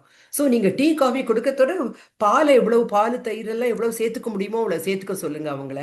அதுக்கப்புறம் வந்து ஒரு 40 வயசாச்சுனாலேம்மா இந்த கால்சியம் ம். சத்து மாத்திரைன்னு கிடைக்கும். அதை வந்து நீங்க ஆமா பிரிஸ்கிரிப்ஷன் கேட்கணும்னு கூட கிடைக்கும். அவசியம் இல்லை, இல்லை டாக்டர்கிட்டையும் கேட்டு பார்த்துட்டு அதை பெண்கள் எடுக்க ஆரம்பிக்கணும் 40 வயசுக்கு அப்புறம். ஓகே. கண்டிப்பா எடுக்கணும். அதுக்கப்புறம் வந்து இன்னொன்று, சூரிய ஒளி கொஞ்சம் படணும். அப்பதான் வந்து விட்டமின் டின்னு இந்த எலும்புக்கு ரொம்ப தேவையானது கால்சியமும் விட்டமின் டியும். அந்த விட்டமின் டி வந்து ரொம்ப கம்மியா இருக்கு நம்ம ம். இந்தியர்களுக்கே. அது வந்து சூரிய ஒளி 11 மணிலேருந்து 1 மணி வரைக்கும் அந்த வெயில் நம்ம உடம்புல பட்டுதுன்னா தானே நம்ம உடம்பு அதை உற்பத்தி பண்ணிக்கும். ஸோ ஆனா நீங்க வந்து 2 மணி வரை சுத்துறீங்க வெளியேங்கிறாங்க. ஸோ உங்க மேல வெயில் படுதுன்னு தான் அர்த்தம் அப்படின்னா. ம். ஆமா. மழைக்காலத்துல எப்படி விப்பீங்க? மழைக்காலத்துல எப்படி போறாங்க? மழை காலத்துலயும் அதே தான் மேம். மழை டைம்ல அதிகமா வந்துட்டு இந்த மாலை போடுற சீசன் வந்துருது இல்ல மேம். அதனால ஆ, கொஞ்சம் மீன் வந்து அதிகம் சேல் ஆகாது. கொஞ்சம் கம்மியா தான் ஓ, ஆகும். அதே மாதிரி ஓ, மீன் பிடிக்க போறவங்களும் மழையில புயல், வெள்ளம், காற்று இது மாதிரி அடிக்கடி போக மாட்டாங்க. அது ம், மாதிரி நிறுத்திடுவாங்க ஃபிஷரிஸ்ல. அப்ப அதனால ஓகே. மீன் வரத்தும் கொஞ்சம் கம்மியா தான் கிடைக்கும். அவங்க ஓ, போறதும் கொஞ்சம் கம்மியான நாட்களா தான் இருக்கும் மழை டைமிங்ல. ம், ம், மத்தபடி வெயில் ம். காலங்கள்ல எல்லா நாளும் போவாங்க. எல்லா நாளும் மீன் விக்கிறதுக்கு போயிட்டு வருவாங்க. Okay, okay. ஸோ அப்போ வந்து உங்க உடல் உழைப்புங்கிறது கொஞ்சம் மாறுபடுது இல்லைங்களா? வெயில் காலத்துல உங்களுக்கு ரொம்ப அதிகமான இது இருக்கு. அப்ப நீங்க வந்து வெயில் காலத்துல அப்படி எப்பவுமே நீங்க மீன் விற்க போனா கையில வந்து ஒரு நீர் ஆகாரமோ பழைய சாதமோ இல்ல ஒரு பழங்களோ எடுத்துட்டு போக சொல்லுங்க. அப்புறம் வெயில் காலத்துல எப்ப நீங்க அதிகமா மீன் விற்கிறீங்களோ அதிகமா உங்களோட உடல் உழைப்பு அப்பதான் இருக்கு. ஸோ அந்த நேரத்துல உங்களுடைய பால், தயிர், மோர், காய்கறிகள் இதெல்லாம் அதிகப்படுத்திக்கணும் நீங்க. Okay ma'am. கொஞ்சம் ஓகே. கூடுதலா நீங்க சாப்பிடணும். So okay. உங்களுக்கு வெயில் தேங்க்ஸ். காலம்னா மேக்சிமம் உடல் உழைப்பு இருக்கு ம். நீங்க சொல்றதை வச்சு பார்க்கும்பொழுது. ஆமா மேம். ஸோ ஓகே அந்த மேம். நேரத்துல நீங்க உணவுல எந்த விதமான சமரசமும் செய்யக்கூடாது. ஆ எனக்கு போதும், நான் டீயை வச்சே மேனேஜ் பண்ணுவேங்கிற அந்த சமரசத்துக்கு அது இறங்கக்கூடாது. ஆமா. அது அந்த பிற்காலத்துல தவறு தான். பாதிப்பை ஏற்படுத்தும். அந்த தவறு தான் மேம் எங்க பெண்கள் இடத்துல இருக்கு நிறைய. உம் டீ இல்லைன்னா உயிர் வாழாத பெண்களே இல்ல. டீ இருந்தாதான் உயிர் வாழ்வேன் அப்படின்னு நிறைய பேர் இருக்காங்க. அது ஒரு தவறு. Thank you ma'am. தேங்க்யூ. ராகி சாப்பிட்ற பழக்கம் இருக்கா? சிறுதானியம் சாப்பிட்ற பழக்கம் இருக்கா? சிறுதானியம் அதெல்லாம் சாப்பிடுற நிறைய பெண்கள் அதை எடுத்துக்கிறது இல்ல மேம். அது ரொம்ப அவங்க நல்லது. ஏன்னா அந்த ம். ராகின்னு சொல்றோம் இல்லைங்களா, இது நிறைய அந்த நம்ம நம்ம நிறுவனத்திலே நிறைய அந்த விவசாயிகள்லாம் அந்த தயாரிச்சு அந்த பொருட்கள்லாம் அனுப்புறாங்களே, அந்த மாதிரி ஏதாவது கூட கையில எடுத்துட்டு போகலாம் நீங்க. இப்ப ராகி கூழ் அது ரொம்ப நல்லது. அவ்வளோ கால்சியம் இருக்கு அதுல. அந்த இரும்பு சத்து அதெல்லாம், அந்த எலும்பு சத்து, எலும்புக்கு தேவையான சத்தெல்லாம் நிறைய இருக்கு அதுல. ஸோ ராகி கூழ் கூட எடுத்துட்டு போகலாம், குடிக்கலாம். அதை எப்படி ஈஸியா கொண்டு போக முடியும், எதை எடுத்துட்டு போக முடியும் அவங்களுக்கு சௌரியம் அப்படின்னு சொல்லிட்டு, இத்தனை வெயிட் சுமக்கிறவங்களுக்கு அது அத்தனூண்டு இன்னும் ஒரு ஒரு ஒரு 1/2 கிலோவோ என்னமோ தானே அது எக்ஸ்ட்ரா. அது அது வந்து உங்களை உடலை பாதுகாக்குங்கும் போது அவங்களை கொஞ்சம் கன்வின்ஸ் பண்ணி கொஞ்சம் நம்ம சாப்பிட வச்சு தான் பண்ணணும். ஓகே. இல்லாட்டி 8 மணிக்கு கிளம்புறதுக்கு முன்னால சாப்பிட்டுட்டு வீட்டுல வந்து ஒரு நடை வந்து சாப்பிட்டுட்டு அப்புறம் தூக்கிட்டு போகணும். அது வந்து கடற்கரையில இருந்தே வாங்கிட்டு டாடா ஏசி பிடிச்சிருவாங்க மேம். பஸ்ல ஏறிடுவாங்க. திரும்ப கரெக்ட். அவங்க அப்படியே வீட்டுக்கு போயிடுவாங்க. வர்றதுக்கான திரும்ப டிஸ்டன்ஸ் வந்து ரொம்ப சான்ஸ் இல்லை. அதிகமா இருக்கும். கரெக்ட். அப்பனா உங்க கையிலேயே அதனால எடுத்துட்டு தான் போகணும் ஆமா, போகும்போது. வரதுக்கான வாய்ப்பு ரொம்ப கம்மி. வாய்ப்பு இல்லைன்னு தான் ம் சொல்லணும், கம்மி கூட சொல்ல முடியாது. ம் ம் அதனால ஓகே. அப்பனா உங்க கையில தான் எடுத்துட்டு போகணும். எஸ். ஆமா மேம். இல்லாட்டி அவங்களோட கலந்து உட்காந்து எப்படி வந்து கொண்டு வருது, அந்த நேரத்துல எப்படி கொண்டு வரலாம். இல்லாட்டி அந்த கடற்கரையில அந்த நேரத்துல அந்த உணவை கொண்டு வந்து வச்சு செல் பண்ணக்கூடியவங்க உங்க உங்க கம்யூனிட்டிலே இருந்தாங்கன்னா அவங்களுக்கு ரொம்ப உபயோகமா இருக்கும். அது அவங்க அங்கேருந்தே வாங்கிட்டு போகலாம்ல, எங்கேயோ போய் வாங்குறத. அது வந்து கொஞ்சம் வயசானவங்க போகாதவங்க இருப்பாங்கல்ல, இந்த மீன் வேலைக்கெல்லாம் போகாதவங்க இருப்பாங்கல்ல, அவங்க அந்த நேரத்துல கடற்கரையிலே செஞ்சு விக்குது மேம். ம். அங்கேயே. ஆனா அது சத்தான உணவா அது இருக்கணும். எதையோ அது இந்த கண்டதையும் அவங்க வாங்கி அது சாப்பிடக்கூடாது. ஆமா, ஸ்நாக்ஸ் அந்த மாதிரியான உணவுகள் தான் அதெல்லாம் கடற்கரையில கிடைக்கும். வேஸ்ட். ரொம்ப எண்ணெயில டிஃபன்லாம் பொரிச்சது அந்த மாதிரி இல்லாம, அங்கேயே ஒரு இட்லி சாம்பார், ஒரு இட்லியோ இதுவோ இல்ல பழங்கள் கிடைக்குமோ அந்த மாதிரி வித்தாங்கன்னாக்க, நல்ல சத்தான உணவு எதுங்கிறத நம்ம ஐடென்டிஃபை பண்ணி சொன்னோம்னா, அதையே வந்து இது பண்ணி ப்ரமோட் பண்ணலாம். நீங்க ஹெல்த்தி ஈட்டிங்னு உங்க யாராவது சுய உதவி குழு இருந்தாங்கன்னா அவங்களுக்கு பயிற்சியை கொடுத்து அவங்கள அதை அங்க வந்து அந்த நேரத்தில் விற்க சொல்லி மக்களுக்கும் அந்த இதை கொடுக்கணும். அந்த அந்த அந்த உணர்வை, அந்த அறிவை நம்ம வளர்த்தாகணும். இது உங்க உடம்புக்கு ரொம்ப நல்லது, இதை சாப்பிடுங்க, இதுக்கு பதிலா இது நல்லது அப்படிங்கிற அந்த இதை கொடுத்துட்டு அப்புறமும் அதை பண்ணும்பொழுது அவங்களுடைய டயட் வந்து இம்ப்ரூவ் ஆகுதாங்கிறத நம்ம பார்க்கலாம். ஓகே, நாங்க எங்க குழுக்கள்கிட்ட சொல்றோம். தேங்க்யூ. Okay, thank you. தேங்க்யூ.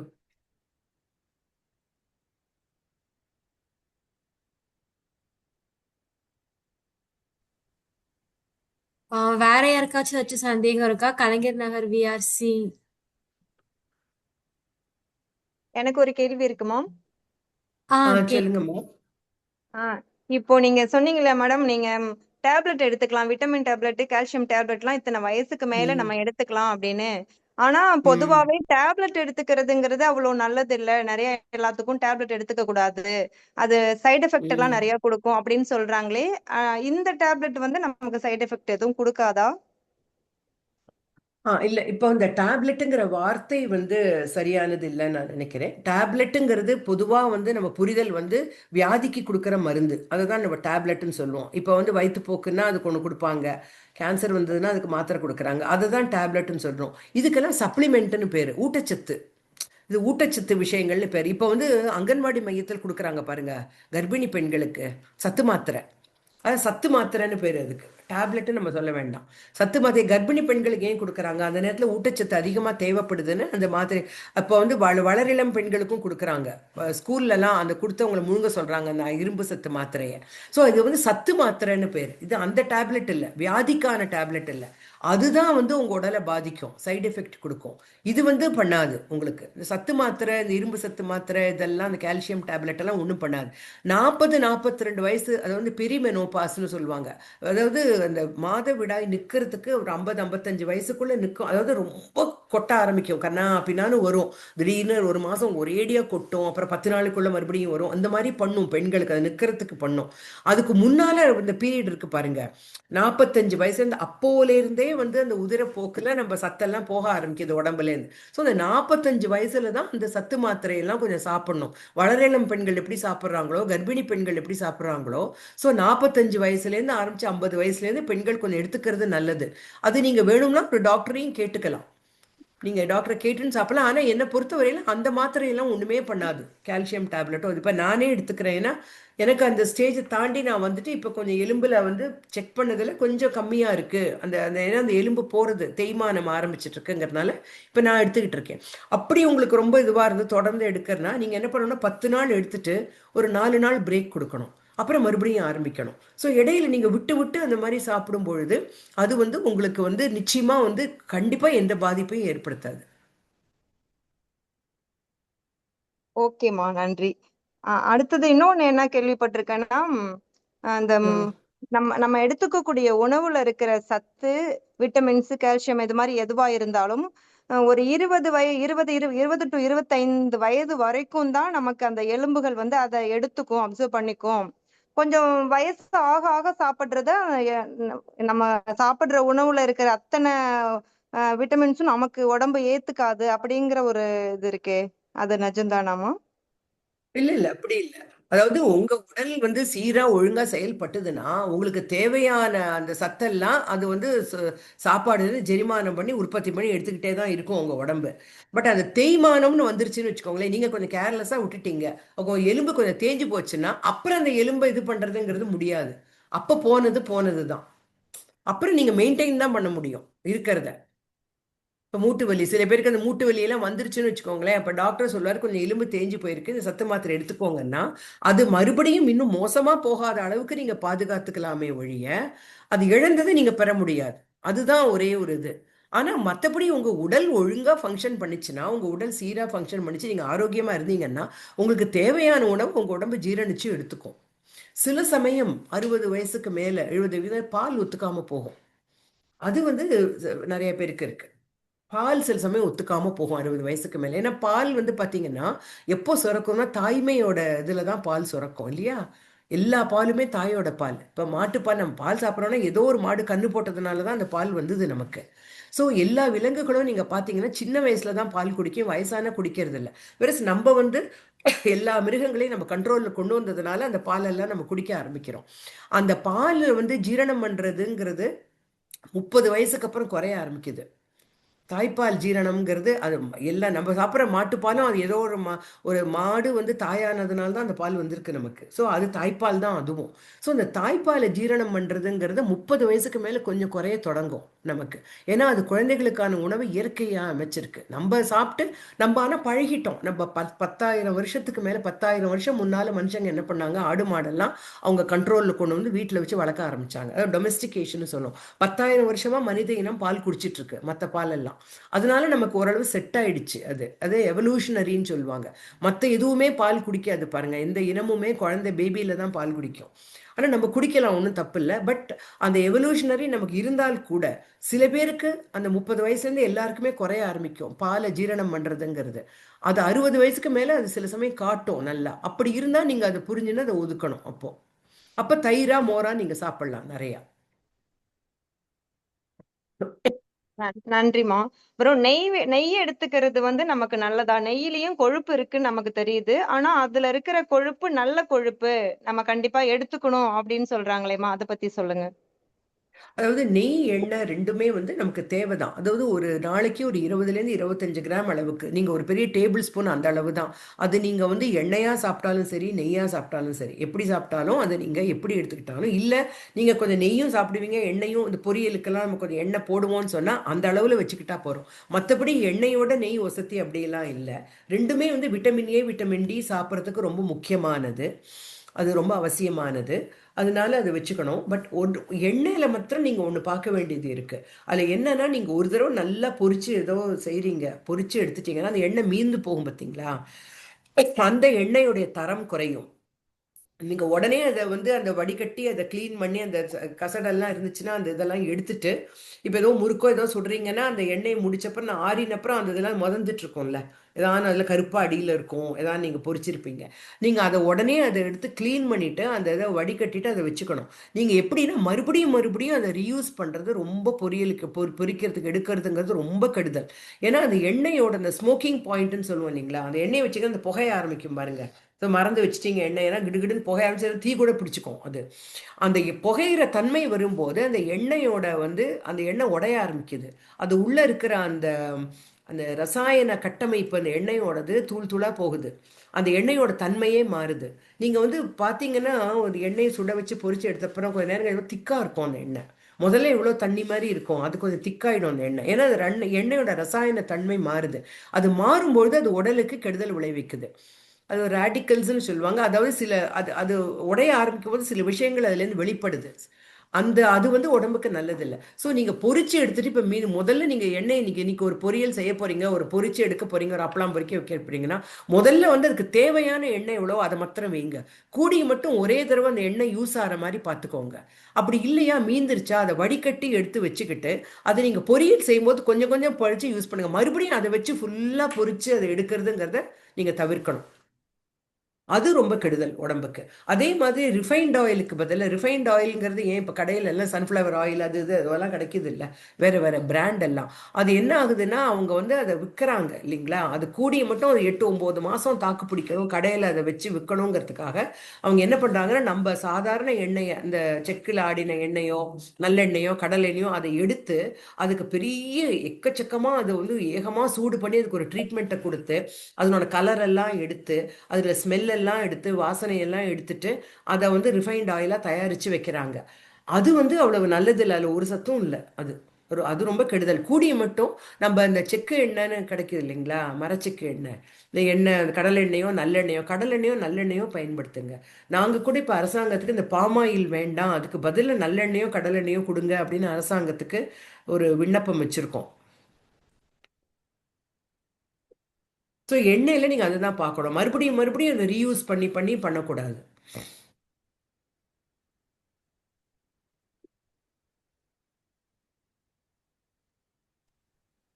வணக்கம் மேம். சொல்லுங்கம்மா. எம்ஜிஆர் நகர் விகேஸ்லேருந்து பேசுகிறேன் மேம். சொல்லுங்க மேடம். மேம் வளரிளம் பெண்களுக்கு இந்த வெள்ளைப்படுதல் இருக்குல்ல மேம், அதுக்கு ஏதாவது உணவு மூலியமா சரி பண்ண முடியுமா? அது அந்த வெள்ளைப்படுதல் வந்து அது ஒரு கைண்ட் ஆஃப் இன்ஃபெக்ஷன் தான். அது வந்து இந்த மாதவிடாய் வரத்துக்கு முன்னால வரும் இல்லைங்களா. ஸோ அது வந்து அந்த நம்மளுடைய அந்த அந்த பிறப்பு உறுப்பை வந்து ரொம்ப சுத்தமாக வச்சுக்கிறது அவசியம். அதாவது நீங்கள் இப்போ பாத்ரூம் போயிட்டு வராங்க, அவங்க என்ன பண்ணுவாங்க, நல்லா தண்ணியை வச்சு வாஷ் பண்ணுறாங்கன்னா அது முதல்ல ட்ரை ஆகணும். நீங்கள் உங்கள் பேண்டீஸ் போடுறதுக்கு முன்னால் மறுபடியும் வந்து அந்த அண்டர்வேரை நீங்கள் போடுறதுக்கு முன்னால் முதல்ல நல்லா அந்த இடம் ட்ரையாக இருக்கணும் உங்கள் பிறப்பு உறுப்பு. அது ட்ரையாக இல்லாமல் அது ஈரமாகவே இருந்துச்சுன்னா அதில் இன்ஃபெக்ஷன் வந்து அந்த வெள்ளைப்படுதல் ரொம்ப அதிகமாக வரும். ரொம்ப கம்மியாக வந்ததுன்னா அது எப்போவோ ஒரு தடவை வருதுன்னா நீங்கள் பரவாயில்ல, அதை விட்டுடலாம். ஆனால் அதிகமாக வருது, ரொம்ப இது வருதுன்னா அப்போ நீங்கள் வந்து டாக்டர்கிட்ட போய் அதுக்கு வந்து சில மருந்துகள் இருக்குது, சில இது இருக்குது, டாக்டர் அட்வைஸ் பண்ணுவாங்க, அதுபடி நீங்கள் கேட்டு பண்ணிக்கலாம். ஓகே மேம், நன்றி மேம். அவங்க இப்போ யாருமே துணி யூஸ் பண்ணுறது இல்லைல்ல பெண்கள்? இல்லை மேம், இப்போ யாருமே யூஸ் பண்ணுறது இல்லை மேம். ஆனா இப்போ அது வேற ஏதாவது சாப்பாடு மூலியமாவே அது குறைக்க முடியுமா, இல்லை இந்த இதுதான் செய்ய முடியும் அப்படின்றது? இல்ல சாப்பாடு மூலமா இல்ல, அந்த பிறப்பு உறுப்பை ரொம்ப சுத்தமா ட்ரையா வச்சுக்கணும், அதுதான் ரொம்ப முக்கியம். அது ஈரமா இருந்து இப்போ பாத்ரூம் போயிட்டு அப்படியே அந்த ஈரத்தோடயே அவங்க அந்த பேடை போட்டுக்கிறாங்க, இது பண்றாங்கன்னா அது டேஞ்சர். அது ஏதாவது ஒரு சின்ன துணியோ அதை வச்சு நல்லா சுத்தமா தொடச்சிட்டு அப்புறம் அதை தூக்கி போட்டணும். துணியை தூக்கி போட்டு அப்புறம் தான் அவங்க பேடோ இதுவோ வச்சுக்கணும். அது அந்த ஈரத்தோட இருக்கும்பொழுது அது இன்ஃபெக்ஷன் வரும். மேம் உருளைக்கிழங்கு சாப்பிட்டா வாய்வு அப்படின்னு சொல்றாங்களா மேம், அது உண்மையா இல்ல? உருளைக்கிழங்கு ஆமா அது உண்மைதான். ஏன்னா உருளைக்கிழங்கு வந்து அவ்வளவு சத்தே இல்லைம்மா. அதுக்கப்புறம் சக்கரவள்ளி கிழங்கு ரொம்ப நல்லது. சக்கரவள்ளி கிழங்குல உங்களுக்கு இன்னும் சில விட்டமின் அதெல்லாம் இருக்கு. பீட்ரூட்ல இருக்கு. ஸோ கிழங்கு வகைகள்ல வந்து சக்கரவள்ளி கிழங்கும் பீட்ரூட் வாழைக்காய் கூட ஜீரணத்துக்கு நல்லது, நீங்க எடுத்துக்கலாம். உருளைக்கிழங்கு அது இருக்கிறதுலே சத்து கம்மி. நன்றி மேம். மேம் பண்டிட்ல இருந்து பேசுறேன் மேம். சொல்லுங்க மேடம். இந்த முதுகு தேய்மானம் அதிகமா இருக்கு சொல்றாங்க மேம், மிஷின்ல உக்காடுறாங்க. இடுப்பு பெயினுக்கு சொல்றாங்க. அது ஆ. சிசரிங் பண்ண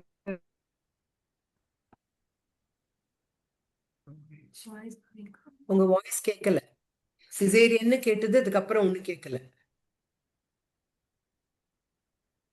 அவங்க ஆபரேஷன் பண்ணி குழந்தை எடுத்தவங்க மேடம். அது கேக்குதுங்களா மேம்? ஆ, ஓகே. செல்லு டெஃபினடி. இப்ப கேக்குது, சொல்லுங்க. மேம் சிசரிங் பண்ணாங்க மேம். ரொம்ப பேக் பெயின் அதிகமா ஆ. இருக்கு மேம். கொஞ்சம் ம். கொஞ்சம் வேலை செஞ்சாலே சோர்வா இருக்குது உடம்பு. ம். இது வந்து சிசேரியனுக்கு அதுக்கும் டைரக்டா சம்மந்தம் இல்லை. சிசேரியன்ங்கிறது வந்து ஒரு இந்த முறை தான். உங்க அந்த வயரை இது பண்ணிட்டு கொஞ்சம் குழந்தைய வெளியே எடுக்கிறாங்க, அவ்வளவுதான். சில சமயம் தையல் ரொம்ப டைட்டா போட்டாங்கன்னா அந்த அந்த இடத்துல பிரச்சனை வரும். சிசேரியன் பண்ண இடம் வலிக்கும். பட் உங்க உடல் சோர்வு வருதுங்கிறது உங்களுக்கு ரத்த சோகை இருக்கலாம், அதனாலதான் வரும். அதுக்கு என்ன மேம் பண்ணலாம்? ரெண்டாவது வந்து பாஸ்டர். இந்த முதுகு வலி வருது, இந்த உட்கார்ந்து மிஷின்ல எல்லாம் பாஸ்டர்ங்கிறது எப்படி நம்ம உட்காரணுங்கிறது இருக்கு. நம்ம எவ்வளவு நேரம் இப்படி குனிஞ்சு ரொம்ப நேரம் உட்கார்ந்தா ஆட்டோமேட்டிக்கா முதுகு வலி வரத்தான் செய்யும். ரெண்டாவது வந்து அந்த வளையவே வந்துடும், அப்படியே கூன் மாதிரி வந்துடும் கொஞ்ச நாள்ல. சோ நீங்க வந்து என்ன பண்ணணும்னா 20 நிமிஷம் உட்கார்ந்தீங்கன்னா ஒரு அரை மணிக்கு ஒரு தடவை எழுந்து நின்று ஸ்ட்ரெச் பண்ணிட்டு மறுபடியும் உட்காரணும். இப்ப நீங்க தையக்காரங்கன்னு வச்சுக்கோங்க, தையல் மிஷின்ல உட்காந்துருக்கீங்க, உங்க வேலை தான். நீங்க வந்து அரை மணி நேரம் 3/4 மணி நேரம் உட்காந்து தைச்சீங்கன்னா இப்படி குனிஞ்சு தைக்கிறீங்கல்ல, எந்திரிச்சு ஒரு 10 நிமிஷம் ஒரு நடந்துட்டு வந்து மறுபடியும் உட்காரணும். அதுக்கு ஸ்ட்ரெச்சிங் எக்ஸசைசஸ் எல்லாம் இருக்கு, சொல்லி கொடுப்பாங்க எப்படி பண்ணணும் அப்படிங்கறதெல்லாம். அதை கத்துக்கிட்டு அதை பண்ணிட்டு நீங்க ஒரு அரை மணி 1 மணிக்கு அப்புறம் ஒரு பிரேக் எடுத்து அந்த ஸ்ட்ரெச்சிங் எக்ஸசைசஸ் பண்ணிட்டு உட்காரணும். இல்லாட்டி அந்த முதுகு அப்படியே காலையில இருந்து ராத்திரி வரை மிஷின்ல அப்படியே குறிஞ்சு உட்கார்ந்து இருந்தீங்கன்னா. Okay ma'am. அது ஃபுட்டு ரத்த சோகைக்கு என்ன மேம் தினமும் ரெகுலரா எடுத்துக்கலாம்? ரத்த சோகைக்கு நீங்க வந்து கீரை நிறைய எடுத்துக்கணுமா. அதுக்கப்புறம் வந்து இந்த ஈரல் இருக்குல்ல, நீங்க சாப்பிடுவீங்கல்ல நான் வெஜிடேரியன், அப்ப ஈரல் இருக்கு பாத்தீங்களா, ரொம்ப நல்லது. ஈரல் அயனுக்கு ரொம்ப நல்லது. Okay ma'am, thank you ma'am. Ma'am ஒன்னொரு கொஸ்டின் மேம். மேம் பேசுறேன். சொல்லுங்க மேம் ஒன்னொரு கொஸ்டின் பக்கத்துல இருந்து மேம். சொல்லுங்க ஒரு நிமிஷம் இருங்க. சொல்லுங்க.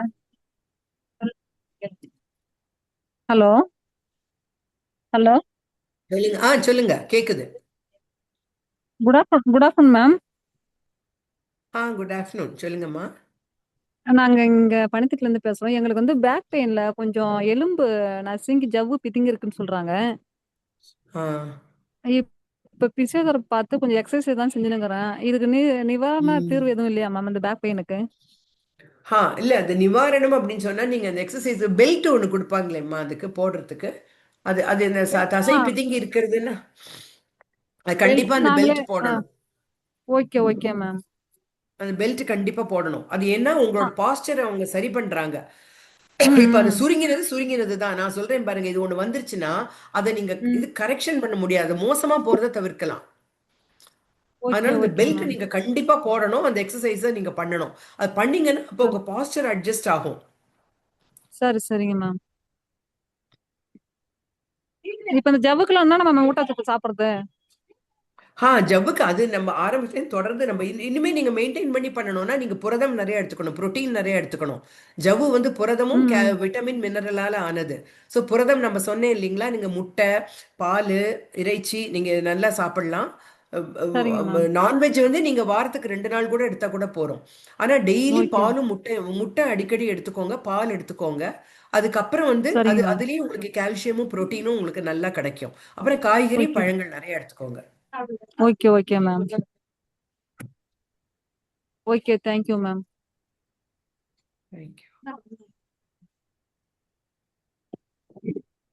சரி, okay ma'am, thank you ma'am. Madam okay, thank you. கேளுங்க மேடம். ஆக்சுவலி இப்போ இந்த ஆயில் வந்து நீங்க சொன்னீங்களா, ரீஃபைண்டட் ஆயில் வந்து யூஸ் பண்றதுனால நிறைய ப்ராப்ளங்கள் வருது அப்படின்னு. ஸோ இப்போ அதுக்கு மேலே வந்து இப்போ ரைஸ் பிரான் ஆயில் சொல்லிட்டு இது பண்றாங்க. ஸோ அதை யூஸ் பண்ணலாம், அதுக்கு ஈக்குவலா இருக்குமா, இல்லைன்னா அது இதனால ப்ராப்ளம் வருமா மேம்? இல்ல அவங்க பேரு ரைஸ் பிரான் ஆயில் அது இது எல்லாம் போடுறாங்க இல்லைங்களா, எல்லாமே ரிஃபைன்டு தான். அது அதை எல்லாத்தையுமே, அதாவது ரிஃபைன்ட் ஆயில்ங்கிறது என்னன்னா ஏதோ ஒரு எண்ணெய் எடுத்துப்பாங்க அவங்க. அது ரைஸ் பிரானா இருக்கலாம், சன்ஃப்ளவரா இருக்கலாம், அது நல்லெண்ணெயா கூட இருக்கலாம். அதை வந்து நல்ல ஒரு ட்ரீட்மெண்ட் கொடுப்பாங்க. பயங்கர டெம்பரேச்சர் நிறைய சூடு ஏற்றி அதனோட கலரை போக்கி அதனோட ஸ்மெல்லை போக்கி அப்போதான் அது வந்து அது நீடிச்சு இருக்கும். அப்போதான் 8 மாதம் 9 மாதம் வச்சு அதை அவங்க அடைச்சாங்கன்னா விற்க முடியும் அவங்களால. அதனுடைய அந்த ஷெல்ஃப் லைஃப்னு சொல்லுவாங்க. அது எத்தனை நாள் கெடாமல் இருக்கிறதுக்கு அதை நீட்டி வைக்கிறதுங்கிறதுக்காக பண்ணுற ஒரு வழிமுறை அது. அதுதான் அந்த ரிஃபைன்ட் ஆயில். அதனால அதில் எல்லாம் போயிடுது, சத்தெல்லாம் போயிடுது. அது ஒன்றுமே இல்லை அதில். அது வெறும் கலோரியை கொடுக்குது. அதனால தான் அது கெடுதல். ப்ளஸ் அது என்னன்னா அது வந்து பொரிக்கிறதுக்கெல்லாம் ரொம்ப இதுவாக இருக்கும். ஏன்னா ஸ்மோக்கிங் பாயிண்ட் ரொம்ப ஹையாக போயிடும்.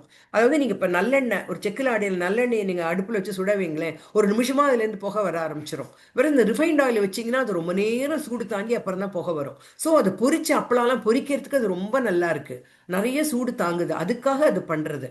அதனால அதை லிமிட்டாக யூஸ் பண்ணுங்க. வாரத்தில் ஒரு நாள் நீங்கள் பொரியல் செய்கிறதுன்னு பொரிச்சு எடுக்கிறது, அப்பலாம் பொரிக்கிறீங்க, ஏதோ ஒன்று பொரிக்கிறீங்கன்னு வச்சுக்கோங்களேன். வாரத்துக்கு ஒரு நாள் அந்த மாதிரி லிமிட் பண்ணிக்கோங்க. மற்ற நாள் அன்றாட சமையலில் நல்லெண்ணெயோ கடலெண்ணெயோ யூஸ் பண்ணுறது தான் நல்லது. அதாவது ரிஃபைன்டு இல்லாமல் செக்கில் ஆடி என்ன மரச்செக்கு எண்ணெய்ன்னு சொல்கிறாங்க பாருங்கள், அது யூஸ் பண்ணுறது தான் நல்லது. முந்தியெல்லாம் நம்ம அப்படி தானே சாப்பிட்டுட்டு இருந்தோம். சின்ன வயசுலலாம் எங்களுக்குலாம் ரிஃபைன்ட் ஆயிலே தெரியாது. அப்போலாம் கிடையாது. நாங்களாம் கடையில் போய், சாதாரண கடையில் போய் வாங்கிட்டு வருவோம். ஒரு தூக்கில் போய் எண்ணெயை வாங்கிட்டு வருவோம். இந்த பாக்கெட் எண்ணெயெல்லாம் எங்களுக்கு அப்போ, நாங்களாம் சின்னவங்களா இருக்குச்சு கிடையாது. தூக்கில் தான் போய் வாங்குவோம். அப்புறம் எங்கள் வீட்டில் வந்து கிராமத்தில் எங்கள் வீட்டுக்காரர் வீட்டில் தென்னந்தோப்பெல்லாம் இருந்தது. ஸோ அவங்க வந்து அந்த தேங்காய் எல்லாம் எடுத்து வச்சு ஆடி தேங்காய் எண்ணெய் அந்த மாதிரி வரும். அப்படிதான் பழகிருக்கோம் நாங்கள். இந்த ரிஃபைன்ட் ஆயில்லாம் இப்போதான் ஒரு 30 வருஷமா தான். Thank you ma'am. தேங்க்யூ.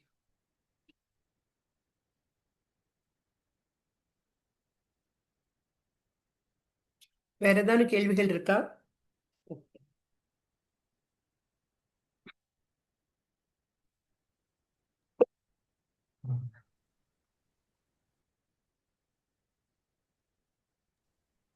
பார்ட்டிசிபென்ட்ஸ்க்கு வேற ஏதாச்சும் டவுட்ஸ் இருக்கா? அப்படின்னா நம்ம செஷன் க்ளோஸ் பண்ணிக்கலாம்.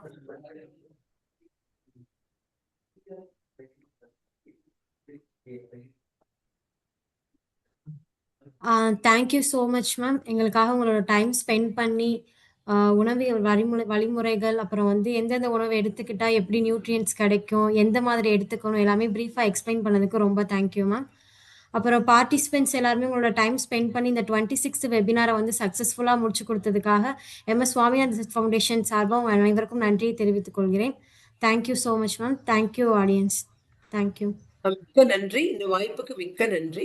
நான் கண்டிப்பா உங்களுக்கெல்லாம் வந்து உங்களோட கலந்துரையாடல் பண்ணி உங்க நாட்டை பத்தி எல்லாம் இன்னும் விரிவா பார்க்கணும் அப்படிங்கிற ஒரு ஆசை எங்களுக்கு இருக்கு. ஸோ நாங்க கண்டிப்பா வருவோம்.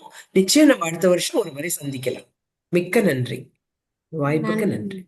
நன்றி மேம். Thank you ma'am. தேங்க்யூ.